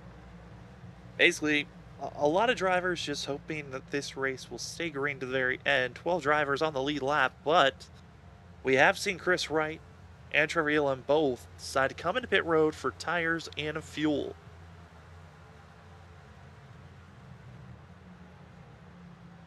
So will the drivers still need to come into pit road? And if they do, how big of a lead will Chris Wright and Elam have over the rest of the field? Or will there be a yellow that strikes beforehand?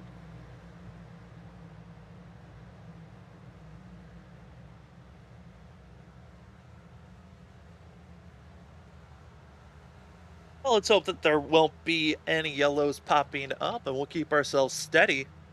50 laps left. We're closing it in. We're almost there. But we do have one more sponsor we do got to give thanks to, and that is BreezyCam.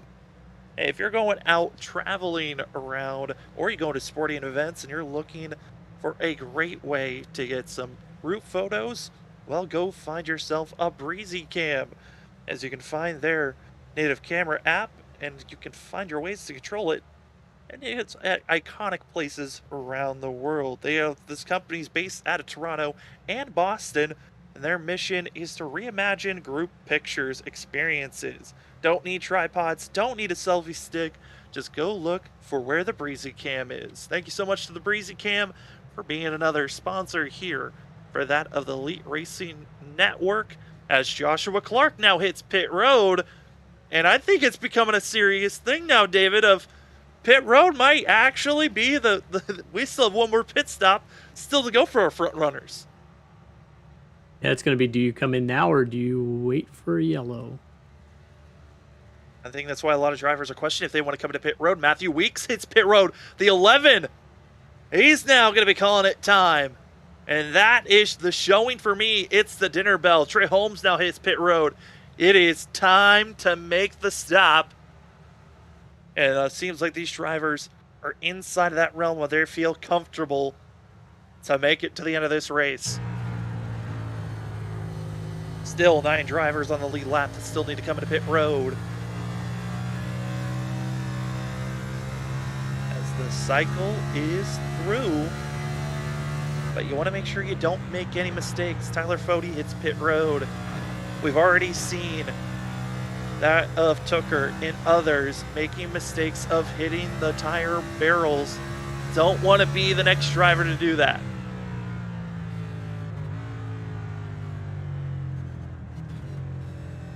Here comes Shane. From the lead.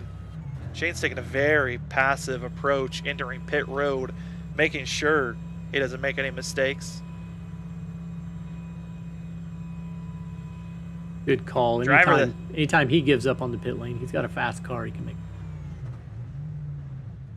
One driver I'm concerned about is Johnny Thomas. He's got a cluster of lap cars behind him. He's got to get out of the way instantly. The 70s also made his indication he's coming into pit road. Johnny Thomas stays on the track. And here comes RC. And Rucker and others. And that's just making it Johnny hard. Thomas he's got to just get out of the way, which is going to cost some time. I'm just backing off and letting this lap traffic get up by him.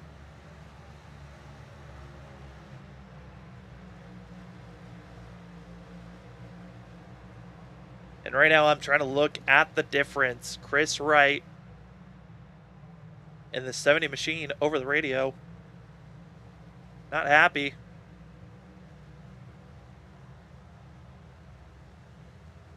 And Jesse over the radio speeding for the 70 machine in pit road. Yeah, they'll catch you.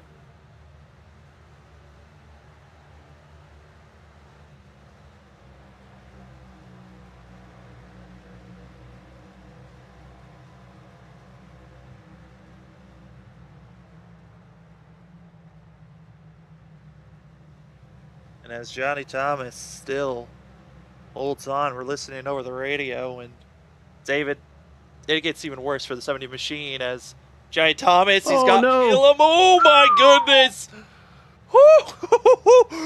I think they're getting a little scary out there, just a little bit too much, and that could have been a bad one, and that could have put Johnny Thomas and others in quite a predicament.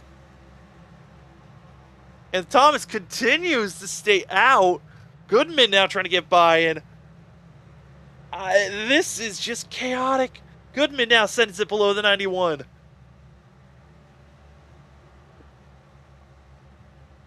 I mean, you bank on that yellow to come out. You're hoping for it, but you cannot be the cause of the yellow.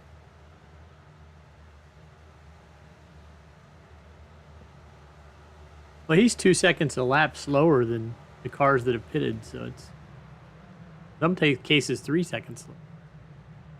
I mean, that's just a tire wear. I mean, that's Comes Weeks. 55 to 50 laps. Look at Weeks passes him like he's almost standing still.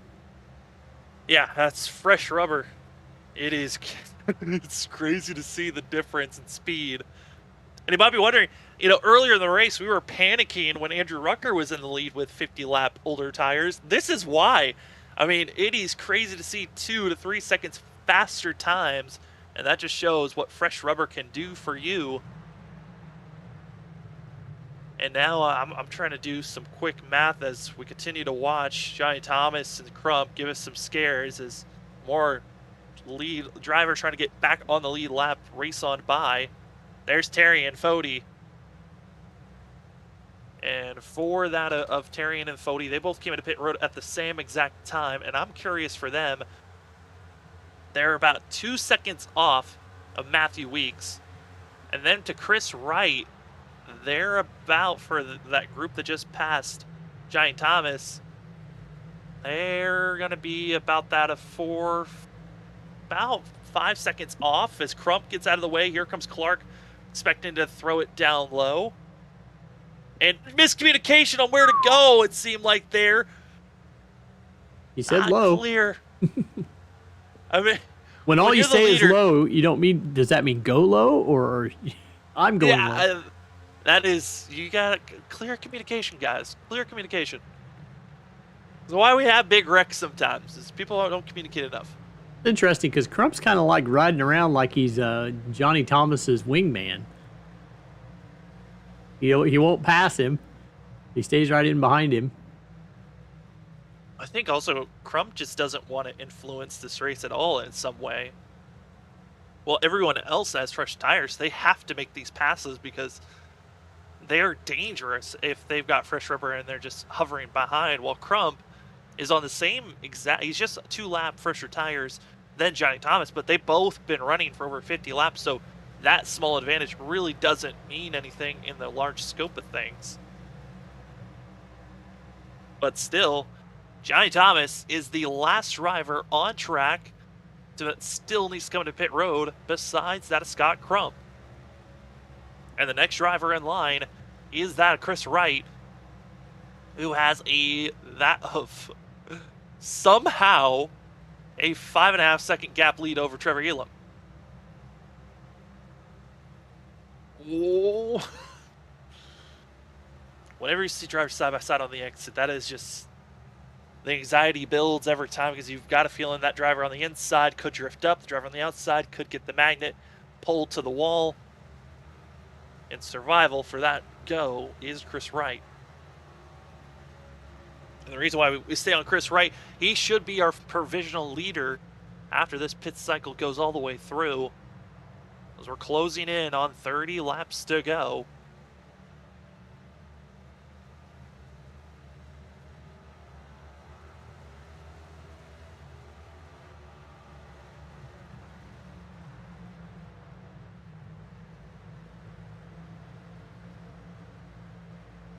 And for Chris Wright, his focus is no longer Trevor Elam, who is slowly catching. It is now Matthew Weeks, who moves up to third, who is running about that of almost a half a second faster than Wright. And Wright also is dealing with that of Steinmiller, who's a lap down. And then for Matthew Weeks, he's got to be in concern mode because Shane Tarian is now closing it.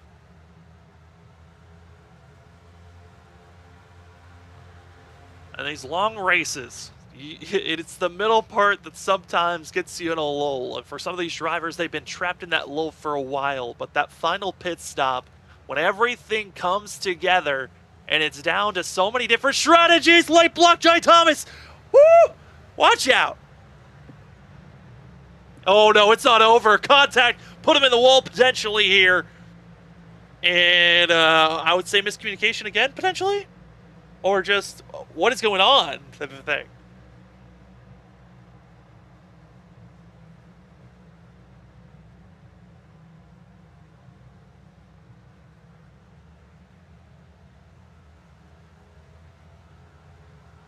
I mean, it's one of those things where you have to communicate what is going on. Are you going to stay out? Are you going to get out of the way?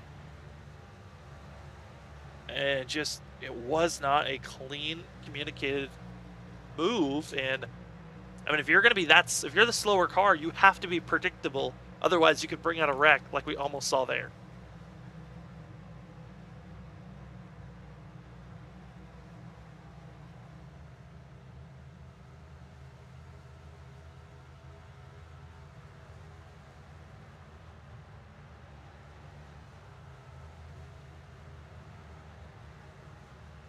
And once again, it's just a second and a half, 2 seconds faster that we're seeing, and all the speeds in the corners. It's what fresh rubber gives you, is it allows you to carry more momentum through the corners. There's going to be Steinmiller finally getting back on the lead lap as Thomas, they start low. That apex part wants you to drift up, and 91. And that's going to be gifting the lead to Matthew Weeks, who just made the pass over that of Chris Wright. And Shane Tarian now is caught up to the tailpipes. And as long as we stay green, this race is going to get very spicy between that of the 83 and the 11. As we take a look here on just the extreme speed difference between Matthew Weeks and Chris Wright. As Thomas hits pit road, the lead change has happened while you're looking at that replay.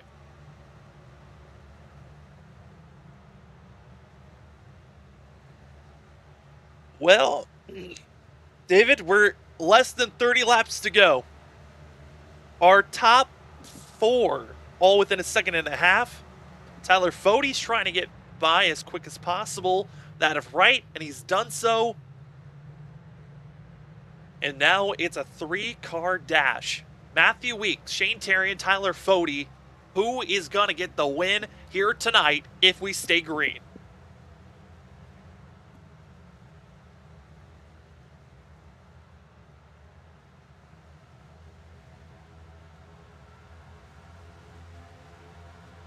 I would like to put Shane on that list, but I've got a kind of an itching feeling Tyler Fode has been hiding his cards. He's, once again, I think he's just been saving, waiting, and Andrew Rucker is not helping this situation for Shane Tarian.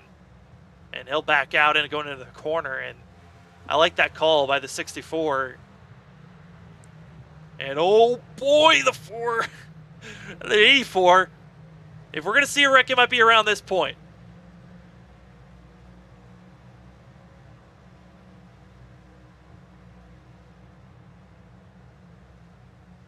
This is for 8th place. You're seeing this battle going on. And Yavel right now is going to be a driver that's 25th position at the moment. He'll duck below the 4, down on the apron, and he'll still stay on the apron, and that's just going to be costing so much momentum.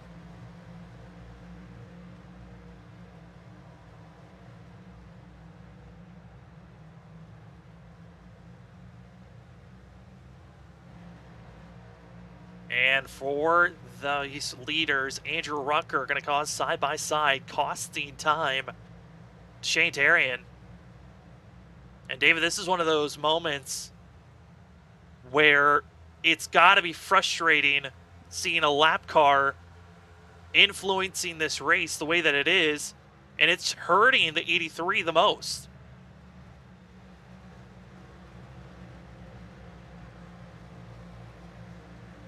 Ooh. Well, you say that, but I think Weeks was not predicting that launch by the 64, backed out way more than usual, and we're right back to closing it in. I talked about watch out for Tyler Fode. All that bickering helped the 40 now, and here comes Tarian, diving it down low. 24 laps to go. The 83 side by side into turn number 3 for the lead position and potentially the win. Shea Tarian to the leading spot.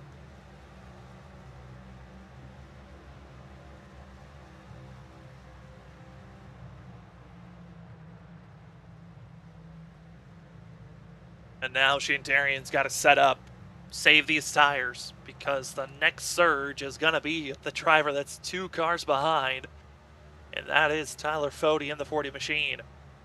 And Fode's going to be a second off. He's been, flirting back and forth and flickering on being faster than the 83, sometimes a lap slower. Right now, Shane Tarian, 22 laps to go. And this race currently right now, I mean, it has been a test of will for a lot of these drivers. 12 drivers on the lead lap currently. And David, 346 laps in. And it has been a wild roller coaster. We started off with 40 drivers racing here tonight.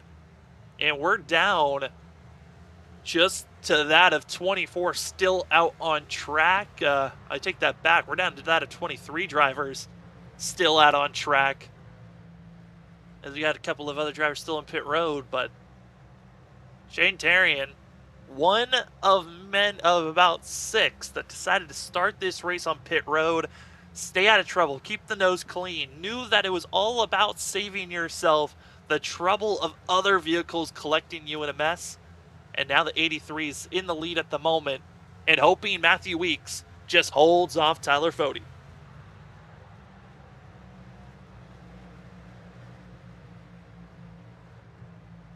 I at this point, yeah, you have to. I mean, that's just too much time that you would have to try to hold off drivers. You'd be 20 lap difference. That is way too big of a margin. You have to come into pit road. And then most of the field still has 4 sets to work with, so tires really aren't a factor. I think the only time that you don't... Now, you still have to, though. Johnny Thomas, though, is a lap down. He'll get the lucky dog if a caution comes out. So you would still be able to come in and get tires, because you'd get the end of the line for being the lucky dog. So, and everyone else, they're still on the same stint. I mean, the one driver that's crying for a caution to come out would be Chris Wright in 5th place. He's been out there. He's on about 10 to 15 lap older tires than everyone else that's on the lead lap, and he's in 5th place, a decent position where if he got fresh rubber, he can try to go back on attack mode. But I know a majority of these guys don't want us to see caution number 14.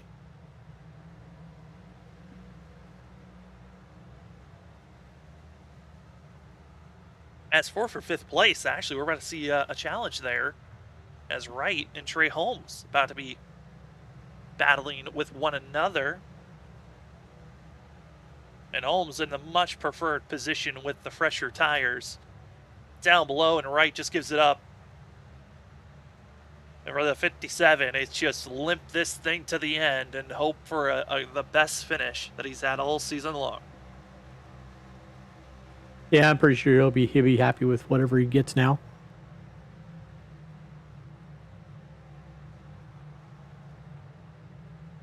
$16 laps to go here for that of the Den Decor Southern 500. The second of our 3 Crown Jewel events. here this season for the 2022 B season of the JoinAPS.Ccom Cup Series. First one was at Daytona to start the season off with the full 200 laps, which we needed to use all 3 overtime attempts for that race, where Tyler Fode found himself in victory lane. Then tonight was the second of those Crown Jewel events, the full length of Darlington race. And then the third and final of our Crown Jewel event's going to be at that of Indianapolis, or that of the Brickyard 400. 400 miles, 160 laps at the Brickyard. And that is going to be for race number 9. All 3 Crown Jewel events going to be inside of our regular season. I mean, David, that is 3 different marathons you have to worry about. And tonight, I would imagine probably one of the more difficult ones that they've had to deal with overall. Yeah, definitely. And that Brickyard race will be on the oval, right? That will be on the way oval, the yes. Brickyard was intended to be for Miniums. That I would not want to do 160 laps at the road course there. I mean, I'm happy they gave us the rescan, but man, would that be a long race. Everybody's kind of spread out now. Nobody's within 3/10 of. This is the closest battle. Which this has been, battle. I would call it a war. It's been between the 84 and the 4. Chad's up to 18th. He thought he could get to the top 15, but only 13 laps to go. He's running out of time. There's no other drivers in pit road currently at the moment getting repairs done. All those drivers are either have already left or are behind Chad Frankenfield. Ryan Gavel's still out there running, but he can't gain any more spots. Well, I want to go back to that theory we're talking about there, David, about what if a yellow came out? Who would want to stay out? And you threw out Johnny Thomas. At the time that you threw out that question, he was a lap down. He has now officially unlapped himself. So who knows? Johnny Thomas could think about it. He's 18 lap old tires, so if a yellow came out, he would then be around that of 19 to 20 lap older tires than those that would come in for fresh rubber.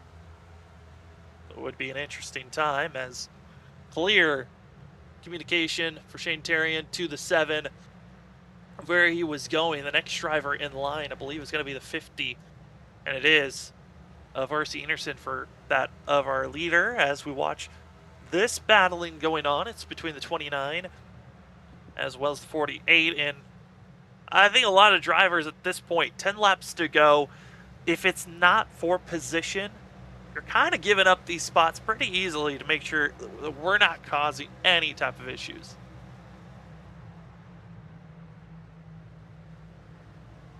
Yeah, let's go take a look at Johnny Thomas and see how he's doing as he tries to... He's the fastest car on the track right now. He's also got the freshest rubber out there right now. About 1.5 to 2 seconds per lap. But he's 30 seconds back of the lead, so he's not going to run him down. No, but I would say top 9 is very viable here. Yep. Right now he's got to get by that of Brent Jones, who is within a half a second at this point, and he's running about 1.5 seconds faster than the 89. That last lap was a little bit over a second faster, was Thomas. And here we go. The pass is going to be made. Going in for 11th place into turn number 3. Next driver in line, going to be the 4 and then the 84.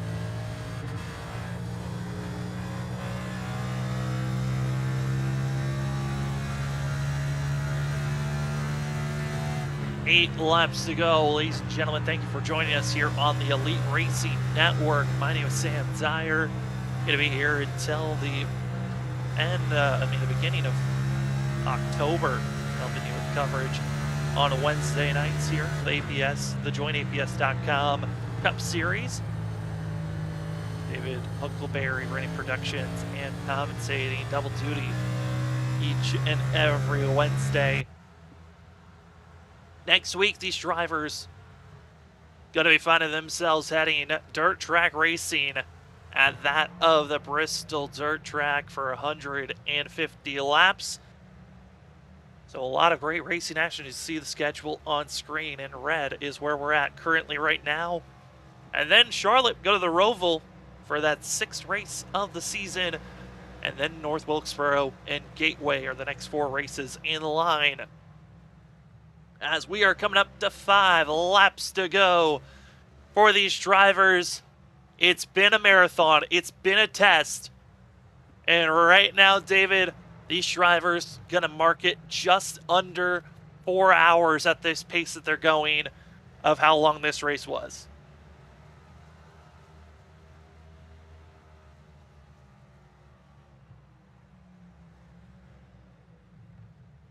I don't think we're going to squeeze it in before midnight. We started racing in August, and we're going to end racing in September. Might end the broadcast in that, yeah. 4 laps to go. Shane Terrian's lead continues to grow. Thought maybe Tyler Fode had something, but David, you were right. Shane Terrian, when he put down, when he said it was time to go, no one else had the speed to keep up. And now going to be seeing the 83 with 2.5 seconds over the rest of the field at the current moment. Yeah, he's just steadily pulling away from Matthew Weeks now. Update on Johnny Thomas. He has now cracked the top 10 for the 91. And at this pace, he might. It's going to be close. I don't think he will, but he might be able to get up to 9th place by the end of this race. Yeah, it's fallen like a rock, that gap between him and White Needle. The big thing is on Johnny Thomas's tires. As Gavel holds loose. on. Cross your fingers, cross your toes. We got 3 laps to go. And Shane Terrian wants the white flag. That will cause this race to become official.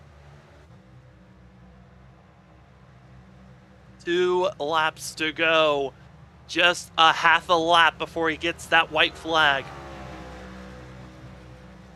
And I was talking with Shane Terrian before this race. He didn't feel confident really coming into this thing. He knew he could be fast, but he actually had to change equipment, which means he had to switch out controllers on the one that he just bought. It wasn't the right. There were some errors with it. Didn't feel comfortable. Had to swap to a different controller just before this race. Didn't get the proper practice time he wanted, but it's a full race. 367 laps, and Shane Terrian in this 83 machine got the practice in. He narrowed and found where he needed to be placed, found the speed, and the 83 with the win is locked into the playoffs at a turn number 4. Shane Terrian wins that of the Decor Southern 500 here tonight for race number 4. Well, he doesn't get locked in anymore with a win, but that'll take him a long way in points. I mean, it practically does. Yeah, it practically does. It just doesn't technically. Yeah, second season we've done that. So hearsays. The rules change, like I said, every week. Yeah, you never right, know what you're getting at. I honestly, the rules have changed so much. I don't even know anymore what things we do anymore. It's a blur, it's a haze, but it's over at the end of the day. And the race officially is done before September clicks in. But the broadcast for us, who knows? We still got interviews with our drivers here tonight. But the driver that got it done, who gets to burn it down, it is this 83 of Shane Terrian. Started on pit road. Got the cautions that were needed. Saw his competition get wiped out by going for track position, and then pitting at weird times, place themselves in the chaos, in the hornet's nest, wipe themselves out, and at the end of the day, it was pit strategy, finding the set of tires at the perfect time, and the 83 gets it done here tonight. And David, what a wild night for sure for these drivers. Definitely. It seems like it had a little bit of everything tonight. It seemed like it was 3 races all wrapped up into one. As we get to look and see where the drivers are at for interviews here this evening. Got second place so far. Who else joins us? And as we're waiting on drivers to get in, it actually allows us to take a look at our results, unofficial results here this evening for how this race went. The 83 Shane Tarian getting the win, and then it's going to be Matthew Weeks, Tyler Fody, that of Joshua Clark, that of Trey Holmes, Hank Steinmiller, Chris Wright, Troy Elam, as well as Johnny Thomas. Wyatt Cannell going to be getting able to get 10th place, and we look at the rest of the field as we cycle through. I mean, it's crazy to think only that of 13 drivers able to find themselves, 12 drivers find themselves on the lead lap.